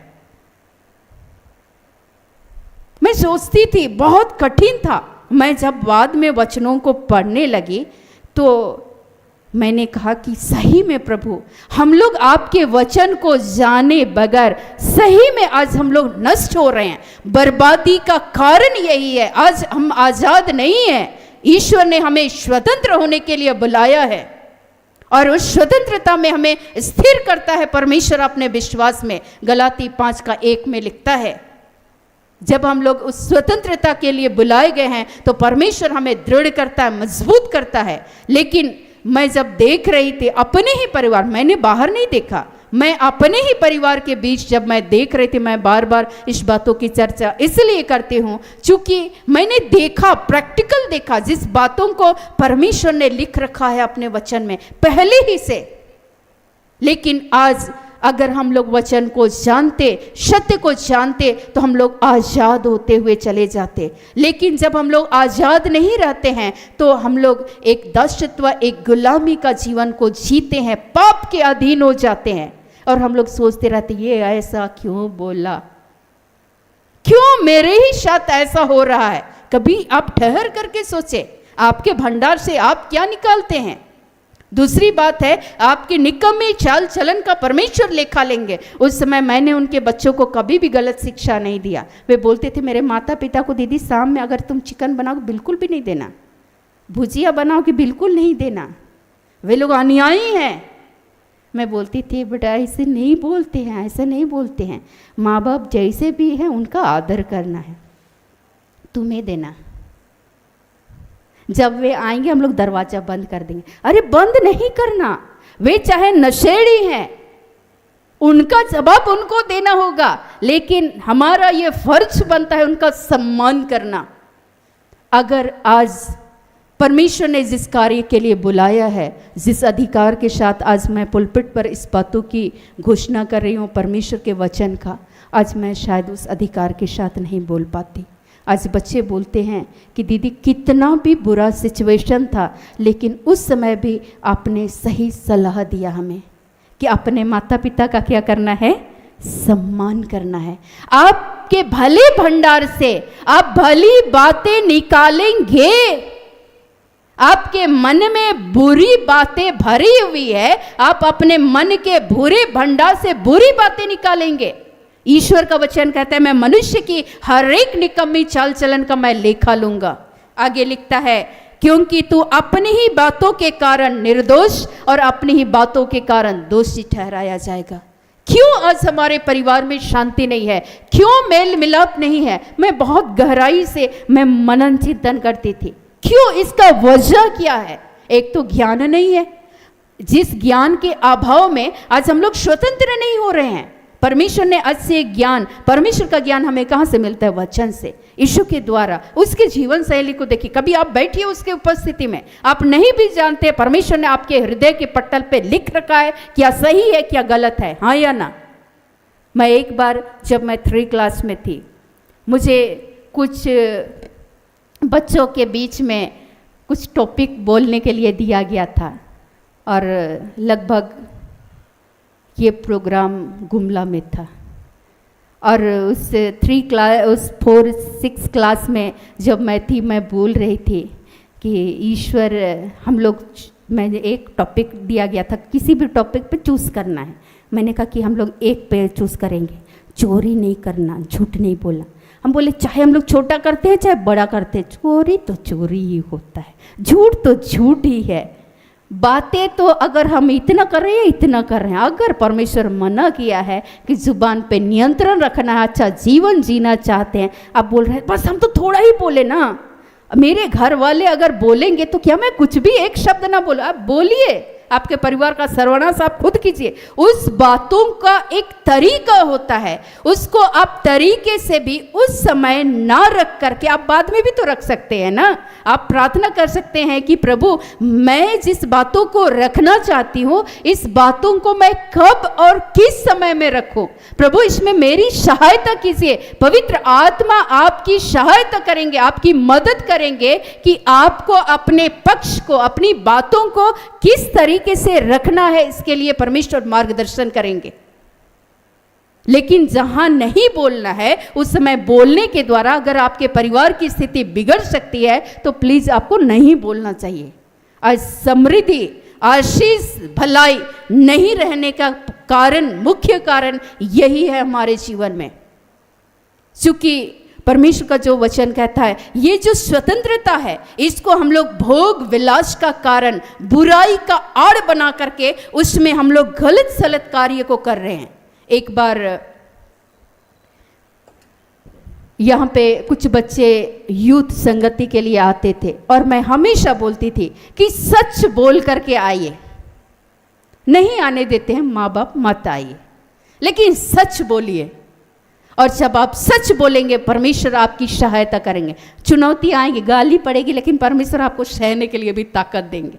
वे बच्चे क्या किया, हम लोग बोले कि हम लोग जा रहे हैं परमेश्वर की संगति में, और वे बच्चे कहीं शादी में चले गए और उस बच्चों के गार्जियन पहुंच गए और उन्होंने मुझसे पूछा कि हमारे बच्चे कहाँ हैं। मैंने कहा कि आपके बेटे, आपके बच्चे वे तो आए ही नहीं। मैंने सच कहा तो उन्होंने कहा कि ये बच्चे मतलब हमसे विश्वासघात कर रहे हैं, झूठ बोल रहे हैं। फिर मैंने सामने उसके माता पिता बैठे हुए थे और मैंने फ़ोन घुमा दिया और फ़ोन घुमाते हुए मैंने ये कहा कि आप कहाँ हैं। उसने कहा कि मैं एक शादी में आया हूँ। तो मैंने कहा कि अच्छा ठीक है, हम लोग कल मिलते हैं, कल समय निकाल करके ज़रूर से मिल लीजिएगा।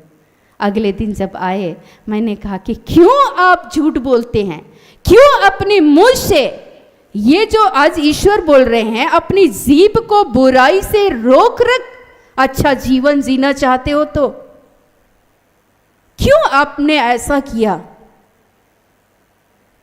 वो चुप हो गए। मैंने कहा कि ऐसा मत कीजिए। मैं आपको बताऊं कि जिस समय मैं आपसे बात कर रही थी आपके माता पिता सामने थे, लेकिन मैंने उस समय कुछ नहीं कहा। मैंने अगले दिन उसे बुलाया और मैंने बड़े प्रेम से समझाया कि ऐसा नहीं करना चाहिए, क्योंकि आप चुने गए लोग हैं। आपको आज से छोटी छोटी बातों में परमेश्वर स्वतंत्र करना चाहता है। माँ बाप एक विश्वास के साथ आपको छोड़ते हैं, लेकिन आप एक विश्वासघात कर रहे हैं। आप बुराई का आड़ बनाकर उसके पीछे में आप ईश्वर के पीछे जाके उल्टा पुल्टा काम कर रहे हो। अब सच, यही बात आप सच बोल के निकलते तो आपके जीवन में आशीष मिलती, आपके जीवन का भला होता, आप दीर्घ आयु होते। मैं ये ऐसा नहीं बोल रही हूँ, परमेश्वर का वचन ऐसा कह रहा है। इसीलिए हर एक रिश्ते में, नाते में आप जहाँ है आप सच बोलिए। दूसरी बात है, बुराई बोलने से अपने जुबान पर नियंत्रण रखें। एक अच्छा जीवन जीना चाहते हैं, धीरे धीरे कोशिश करेंगे। कोशिश करने वालों के कभी हार नहीं होती। परमेश्वर आपको आशीष देंगे। जिसको पतरस कहा जाता है उसकी चर्चा हम लोग करते हैं। वो बोल रहे थे कि जिस समय में जो यहूदी लोग यीशु को मारना चाहते थे, तो लोग बोले अच्छा तुम भी तो यीशु मसीह के साथ, ना ना ना हम यीशु को नहीं जानते हैं, यही बोल रहे थे ना, वो इनकार कर रहे थे यीशु मसीह का। और यीशु जानते थे कि ये मेरे नाम का इनकार करेंगे। यीशु को मालूम था कि नहीं मालूम था? मालूम था, और एकदम खुले तौर पर वो इनकार करें, ना ना ना ना हम नहीं जानते हैं यीशु को। कौन है यीशु? सोचिए कि वो कैसे व्यवहार कर रहे थे। आज हमारे जीवन में बाद में इस बातों को पतरस कितनी बार इनकार करेंगे, ये बातें यीशु को मालूम था, लेकिन बाद में ईश्वर ने उनके जीवन को पूरी रीति से बदल दिया। आज आप स्वतंत्र होने के लिए बुलाए गए हैं। निश्चय ही यीशु के नाम से परमेश्वर हम सबों को आज़ाद करते हैं, स्वतंत्र करना चाहते हैं, और ईश्वर ने कर दिया है। यीशु के नाम से अपने से पिता से जोड़ दिया है, मेल मिलाप कराया है। बस एक अच्छा जीवन, एक समृद्धि से भरा जीवन जीना चाहते हैं, एक दीर्घ जीवन, एक लंबी जीवन को जीना चाहते हैं, सारी परमेश्वर की भलाई, सारी आशीषों से भरा हुआ जीवन जीना चाहते हैं। किसी भी क्षेत्र में कृपया करके जुबान पे नियंत्रण रखें। कोई भी ऐसी बातें बोलने से किसी को भी, अपने दोस्ती यारी में, मैं अपने दोस्ती यारी में भी मैं बोलती थी कि आप सच बोल करके निकले घर से, और जब आप सच बोलेंगे परमेश्वर आपकी सहायता करेंगे, परमेश्वर आपके जीवन को आशीषित करेंगे। चूंकि ईश्वर बोल रहे हैं बुराई को छोड़, भलाई का पीछा कर, मेल को ढूंढ। चूंकि आपका रिश्ता ईश्वर के साथ आप मेल मिलाप कर रहे हैं। दूसरी बात है, आपके जो गार्जियन, आपके जो परिवार के लोग हैं, उससे भी आपका मेल मिलाप होगा। लेकिन आप झूठ बोल रहे हैं, इस जुबान के साथ अपशब्द बोल रहे हैं, आपके परिवार के सदस्य आप ही के ऊपर विश्वास नहीं करेंगे, ईश्वर भी यकीन नहीं करेंगे, ये झूठा है, ये तो हमेशा बुरा ही करते हैं। मैं चाहता हूं कि ये जुबान पे नियंत्रण रखे, ये भलाई को देखे, इनका जीवन सुख और समृद्धि से भरा जीवन हो। मैं आपको बताऊं, कुछ बातें कहकर मैं समाप्त करूंगी। हम लोगों के सामने ईश्वर हमेशा ही रखते हैं अच्छा और बुरा, लेकिन ईश्वर चाहते हैं बेटा तुम अच्छाई का चुनाव करो, सच्चाई का चुनाव करो। जब हम सच्चाई का चुनाव करते हैं, परमेश्वर का आत्मा, जो 2 कोरिन्थियों 17 में लिखता है कि परमेश्वर का आत्मा जो हमें स्वतंत्र करता है, अंश अंश करके हमें बदल देता है, अपने स्वरूप में बदल देता है। धीरे धीरे आपका प्रवृत्ति, धीरे धीरे आपकी बोली, आपकी भाषा वो परिवर्तित होती चली जाएगी। लेकिन ये आदतें एक दिन में नहीं जाएंगी। लोग आज बोलते हैं कोशिश कर रहे हैं, एकदम एक जारी रखिए, परमेश्वर की आशीष आपके जीवन में मिलेगी। मैं रोज़ दिन रजिस्टर में देखती हूँ, वे लोग बोलते हैं कि आप लोग बोलते हैं जुबान पे नियंत्रण रखिए। आजकल नियंत्रण रख रहे हैं, बच्चे भी बात सुन रहे हैं, मेरे पति भी आज सुन रहे हैं। आज परिवार में थोड़ा शांति है, भाई अच्छा ऐसा ही हो, हालेलुया। लेकिन कहाँ बोलना है, किस समय बोलना है, इसीलिए तो पवित्र आत्मा चाहिए, इसीलिए तो परमेश्वर का आत्मा हम सबों की सहायता करते हैं। तो निश्चय परमेश्वर की आशीष और अनुग्रह हम सबों के जीवन में अधिकाई से मिले आज के वचन के द्वारा। आइए हम सभी खड़े हो जाएंगे और परमेश्वर से प्रार्थना करेंगे।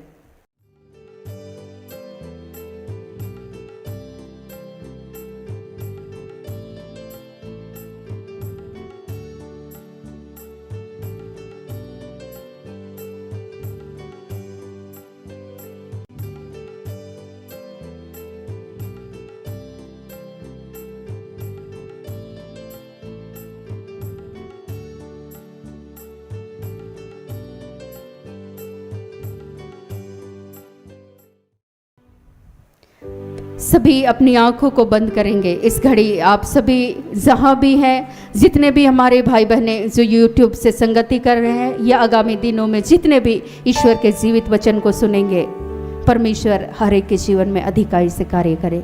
आइए इस घड़ी हम लोग परमेश्वर के आदर में उसकी महिमा करते हुए एक गीत को गाएंगे।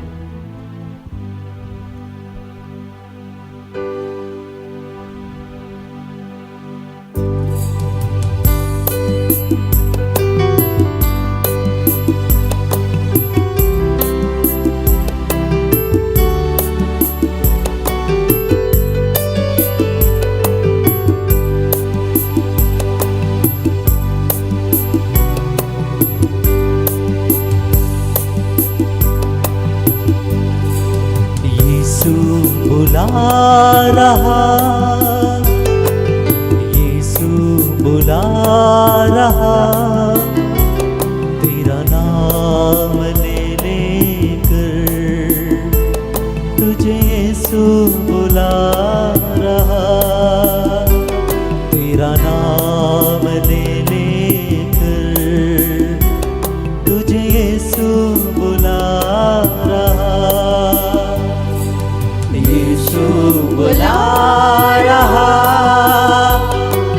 यीशु बुला रहा, तेरा नाम ले लेकर तुझे यीशु बुला रहा, तेरा नाम ले लेकर तुझे यीशु बुला रहा।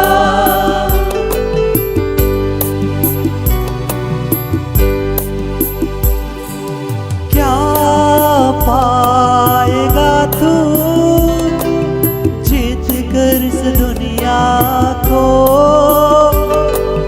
क्या पाएगा तू जीत कर इस दुनिया को,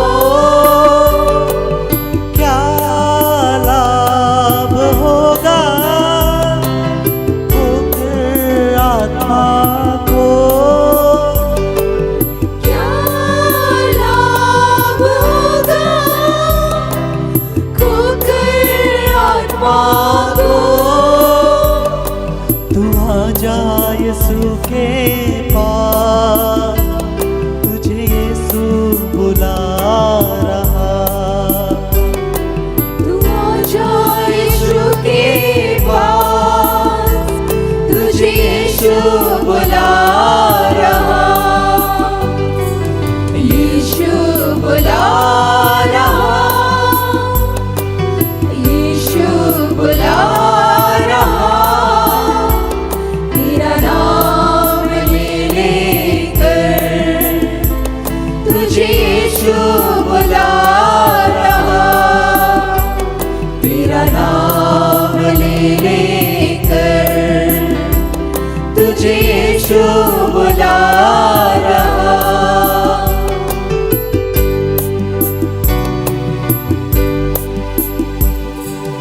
चोर आया चोरी करने, घात हत्या करने, चोर आया चोरी करने, घात हत्या करने, यीशु आया जीवन देने, बहुतायत का जीवन देने, यीशु आया जीवन देने, बहुतायत का जीवन देने, तू आजा यीशु के पास, तुझे यीशु बुला रहा,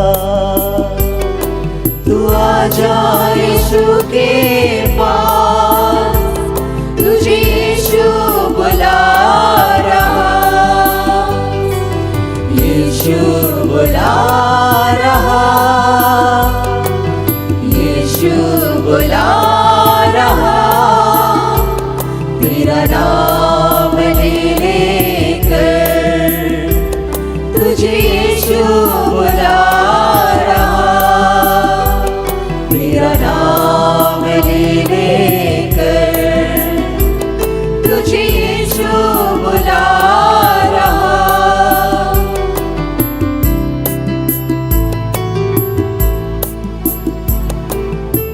हे जीवित महान प्रेमी पिता, प्यारे प्रभु, आज के सुंदर दिन के लिए धन्यवाद करते हुए पिता, इस घड़ी जितने भी आपके बच्चे हैं जो बड़े विश्वास के साथ, बड़े भरोसे के साथ पिता अपनी बातों को, अपनी समस्याओं को पिता आपके समीप रखते हैं। दयालु परमेश्वर पिता, इस घड़ी यीशु मसीह के नाम से आपसे उस आशीष, उस अनुग्रह की कामना करते हैं पिता। आज जितने भी लोग इस घड़ी बीमार हैं प्यारे प्रभु, हे पिता, वर्षों से विभिन्न तरह से, मानसिक रूप से, शारीरिक रूप से, आत्मिक रूप से जो रोगी हैं पिता, बार बार वे भलाई करना चाहते किंतु वही बुराई उनसे हो जाती जो करना नहीं चाहते। पिता, हम बार बार दुर्बल पापी मनुष्य हैं प्यारे प्रभु, हम वही करते जो तेरे वचन तेरे शिक्षा के विरुद्ध है। पिता, इस घड़ी यीशु के नाम से तुझसे क्षमा चाहते हैं। आत्मा में एक होकर हर एक जन को प्यारे प्रभु आपने अपने कीमती लहू से धोया है पिता, शुद्ध और पवित्र किया है। यीशु के नाम से धन्यवाद करते हैं। पिता, इस घड़ी गायत्री, राहेल, उर्सला, समीर, संजय, प्रेम, रूमी, राजमणि, बिरजिट, सिप्रियन, जोशी, मोतीमणि, अंतोनी, प्रकाश, अनंत, विमल, निर्मला, अपूर्वा, डॉक्टर स्टेला को हम तेरे हाथों सौंपते हैं। पिता, इस घड़ी आपकी बेटी दोरोथी को भी तेरे हाथों सौंपते हैं। पिता, पंकज मुखर्जी को तेरे हाथों सौंपते हैं। पिता, ऐसे जितने भी लोग विभिन्न तरीके से रोगी हैं पिता, आज वर्षों से खाट में पड़े हुए हैं, आईसीयू में है, वेंटिलेशन में है प्यारे प्रभु, हे पिता, जो अपनी आशा और उम्मीदें खो चुके हैं, यीशु मसीह में एक नई आशा है। हे पिता, आज यीशु के पवित्र नाम में तुझसे प्रार्थना करते हैं, निश्चय ही यीशु के कोड़े खाने से हम सभी भले चंगे होते हैं। इस घड़ी यीशु के नाम से अपनी चंगाई को बहने दे पिता, अपने बच्चों को जिस भी रूप से देना है प्यारे प्रभु, चाहे वो आत्मिक हो, शारीरिक हो, मानसिक हो पिता परमेश्वर, चाहे आध्यात्मिक चंगाई हो पिता, यीशु के नाम से आज के दिन में उन हर एक जन को जितने भी खाट में पड़े हुए हैं, उनके बिस्तर को तूने उलट कर ठीक किया है, उनके जीवन की उस अवस्था को तूने बदल दिया है। यीशु नाम में तूने अपनी चंगाई को दे दिया है पिता। आज हम धन्यवाद करते हैं, धन्यवाद करते हैं जितने भी परिवार के कार्य, जो भी सेवा के कार्य को कर रहे हैं पिता, सहयोग कर रहे हैं। हे पिता, बहुतों के ऐसे हैं जिनका कोई सहारा नहीं है, उनका स्वयं तू सहारा बनकर उनकी सहायता कीजिए पिता। यीशु के नाम से आपने प्रतिज्ञा कर रखा है, मैंने तुम्हें जन्म से उठाए रखा और तुम्हारे बाल पक जाने तक, तुम्हारे बुढ़ापे तक तुम्हें लिए फिरता रहूंगा। जिंदगी के इस पड़ाव में प्यारे प्रभु तू ही उनका साथी और सहारा बनने के लिए पिता हम आपका धन्यवाद करते हैं। धन्यवाद करते हैं पिता, जितने भी पढ़ाई, एग्जाम, नौकरी और व्यवसाय की आशीष को चाहते हैं पिता, आज के दिन में आपने उन तमाम भाई बहनों के जीवन को आपने आशीषित किया है पिता। इस घड़ी पुष्पा, नौमिता, अजीत, विवेक, अजय, अर्चना, मनीला, दीपेश, दीपा, शेफाली, मनीषा, विराजनी, जोयस, विराज, अमिता, विकास, रजनी, सचित, नितिन, नूतन, नवीन, खुशी, सुमन, ललिता, नीलिमा, राकेश, सुशीला, सुनीता, नीलम, अनमोल, उषा, विनीता, नैन्सी, अंशिका, अनुष्का, संजीरा, रेणु, रोहित, सुसन, प्रियंका, सलीमा, अनीशा, अनुज, अंकित, अनुपम, अनाया और ऐसे तमाम भाई बहनों के जीवन को प्यारे प्रभु हम तेरे हाथों सौंपते हैं पिता। जितने भी एग्जाम को दे रहे हैं और जो दे चुके हैं या तैयारी कर रहे हैं, उन तमाम भाई बहनों के जीवन को तो अपने ज्ञान, बुद्धि और विवेक से परिपूर्ण करते हुए पिता उन्हें एक अच्छी सफलता को आपने दे दिया है पिता। ऐसा हम विश्वास करते हैं और हम धन्यवाद करते हैं पिता। धन्यवाद करते हैं प्यारे प्रभु, इस घड़ी जितने भी तेरे आत्मा के भूखे और प्यासे हैं, पवित्र आत्मा को चाहते हैं प्यारे प्रभु, आपने प्रतिज्ञा कर रखा है कि अंत के दिनों में सभी शरीरधारियों पर अपनी आत्मा को उंडेलूंगा पिता। तू इस घड़ी पिता, पुत्र, पवित्र आत्मा के नाम से अपनी आत्मा को तूने उंडेला है, पवित्र आत्मा की उस अग्नि को तूने उंडेला है और हमारे अंदर की उस बुराइयों को तूने आज के दिन में भस्म किया है पिता, और हम सबों को यीशु के नाम से आपने स्वतंत्र किया है प्यारे प्रभु। धन्यवाद करते हैं, धन्यवाद करते हैं यीशु मसीह के पवित्र नाम में पिता। इस जुबान से वही बातें निकले प्यारे प्रभु जो दूसरे के लिए कल्याणकारी हो, दूसरे के लिए भले हो, भलाई का कारण बने। जिस तरीके से यीशु मसीह हर जगह घूम घूम कर भलाई के कार्य को करते रहे, हर तरह से सताए लोगों को उसने आजाद किया, आज हम सभी के जीवन के द्वारा पिता हम सभी किसी के लिए ठेस ठोकर का कारण नहीं, लेकिन उन्नति, विकास का, समृद्धि का कारण बने पिता। जिस उद्देश्य के तहत आपने हम सबों के जीवन का चुनाव किया है, बुलाया है पिता, इस जुबान पे आपकी आत्मा का नियंत्रण हो। इस जुबान से वही बातें निकले जो दूसरे के लिए भलाई का, दूसरे के लिए कल्याणकारी हो पिता। सचमुच में प्यारे प्रभु, इस जुबान को प्यारे पिता परमेश्वर तूने कहा है कि सचमुच में इस जुबान के द्वारा बहुतों की आत्मा का विनाश हो चुका है। हे पिता, आपने कह रखा है झूठ बोलने वाला कपटी जीवा अपनी ही आत्मा का विनाश करता है। पिता, हमारे इस अपशब्द के द्वारा, इस झूठ बोलने के द्वारा, इस परनिंदा करने के द्वारा पिता, हम स्वयं की आत्मा का विनाश का कारण बन जाते। प्यारे प्रभु, आज के दिन में यीशु के नाम से उन पाप के बंधनों से तूने आजाद किया है, और आज के दिन से प्यारे प्रभु इस जुबान पे आपके आत्मा का नियंत्रण हो। हे पिता, जब भी बोले प्यारे प्रभु तेरे आत्मा से भर कर बोलने वाले हो सके पिता, कि सचमुच में तेरी चंगाई लोगों के जीवन में बहने दे पिता। जिस उद्देश्य के तहत तूने विभिन्न कार्यों के लिए बुलाया है पिता, किसी को शिक्षक, किसी को सिखाने वाला, किसी को चंगाई देने वाला, किसी को भविष्यवक्ता, किसी को व्यवस्था के कार्य को करने के लिए, किसी को परोपकारक के रूप में तूने बुलाया है। जिस भी उद्देश्य के तहत, जिस रूप में बुलाया है पिता, हर एक जन अपने कार्य को, तेरे भलाई के कार्य को कर सके पिता। ऐसी आशीष और अनुग्रह को देने के लिए धन्यवाद करते हैं। धन्यवाद करते हैं प्रेमी पिता लक्ष्मण, एलिन, सुनील, मगदली, अंजू, अभिषेक, ऋतिक, शशि, महक, इशिता, सारा, हनूक, अंदरियस, अलेक्स, कुसुम, विपुल, रेशमा, अनुग्रह, प्रदीप, संदीप, बेनेदिक, सोनल, दिव्या, मिष्टी, मनन, कुलदीप, रोशन, सचिन, अंबर, दीपशिखा, एलिना, एल्विन, डोली, शालेक, डेमियन, समर, सिल्की को तेरे हाथों सौंपते हैं। ऐसे तमाम भाई बहनों के जीवन में हर एक जन, जितने भी इस घड़ी यूट्यूब के द्वारा जितने भी संगति कर रहे हैं, इस स्थान पे उपस्थित हैं, हर एक के ऊपर में पिता अपनी आत्मा के अभिषेक को तूने उंडेला है। पर प्रभु यीशु के नाम से एक नई सृष्टि बनाया है पिता तेरे आत्मा के द्वारा। पिता, आज हम आपका धन्यवाद करते हैं। धन्यवाद करते हैं प्रेमी पिता, इस घड़ी जितने भी नशे के आदी हैं प्यारे प्रभु, विभिन्न तरीके के नशे के शिकार हो चुके हैं पिता, चाहे वो व्यभिचार का हो, वासना का हो, चाहे वो शराब का हो, चाहे वो विभिन्न तरीके के गैजेट के नशे में पिता आज डूबे हुए हैं। यीशु के नाम से पिता तू उन्हें सच्ची आज़ादी को आपने दे दिया है।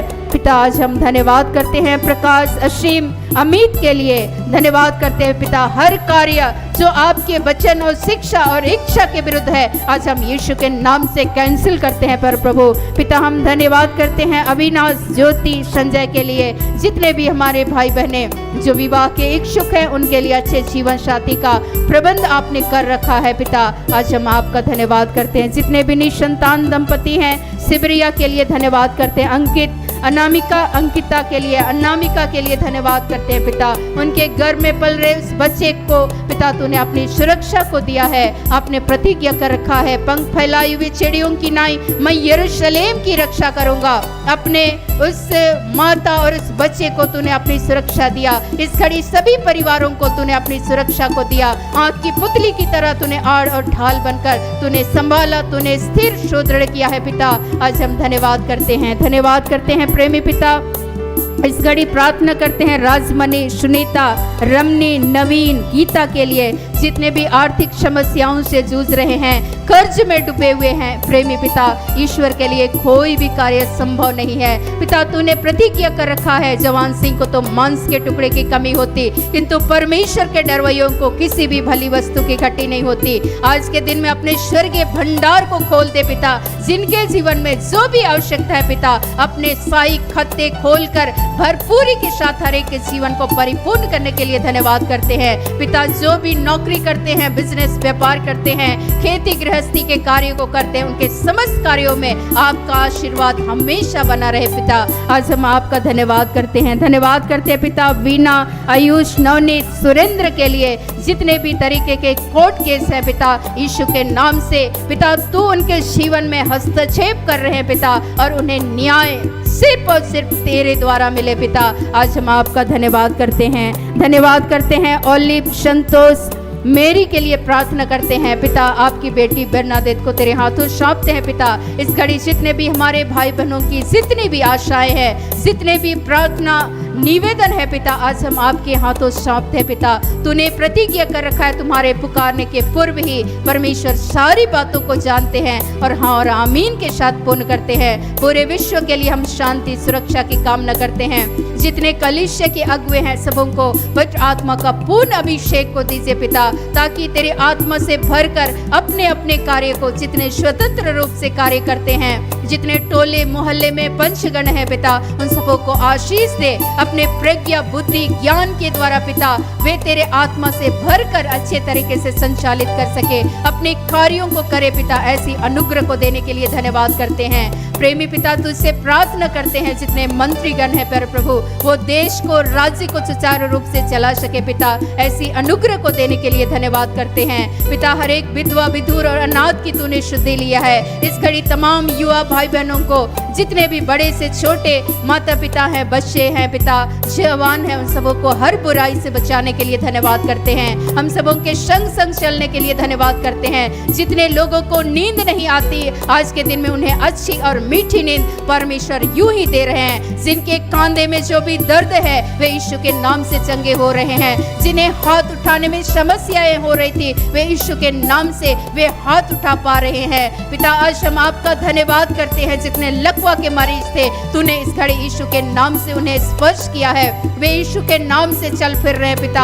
आपका धन्यवाद करते हैं। जिनको भी ब्रेन में ट्यूमर थी, वे इसी घड़ी यीशु के नाम से वे चंगे हो रहे हैं पिता। आपका धन्यवाद करते हैं। धन्यवाद करते हैं दालो परमेश्वर पिता। इस घड़ी जिनके आंखों में धुंधलापन था, जो भी देख नहीं पाते थे, आंखों की जो समस्याएं थी, वे यीशु के नाम से वे चंगे हुए हैं। धन्यवाद करते हैं जिनके कमर में दर्द था, वे यीशु नाम में चंगे हुए हैं। जिनके गले में इन्फेक्शन, किडनी में स्टोन था, वे यीशु मसीह के नाम से चंगे हुए हैं। पिता ने आज बहुतों के जीवन में गर्व का आशीष को दिया है पिता। आज आपका धन्यवाद करते हैं। धन्यवाद करते हुए पिता परमेश्वर, आज के दिन में आत्मा के फलों से, दानों से, अपने अभिषेक से और आपकी आत्मा के द्वारा हमेशा जोड़े रखने के लिए पिता आपका धन्यवाद करते हैं। जितने भी दूर दराज में है, जहाँ भी है पिता, आपकी अनुग्रह हर एक के जीवन में हमेशा हमेशा बनी रहे पिता। इस घड़ी हम सारी महिमा सिर्फ और सिर्फ आपको देते हुए इस प्रार्थना को प्रभु यीशु के नाम से मांगते हैं। ध्यान से सुनिए और अनुग्रह से ग्रहण कीजिए। आमीन।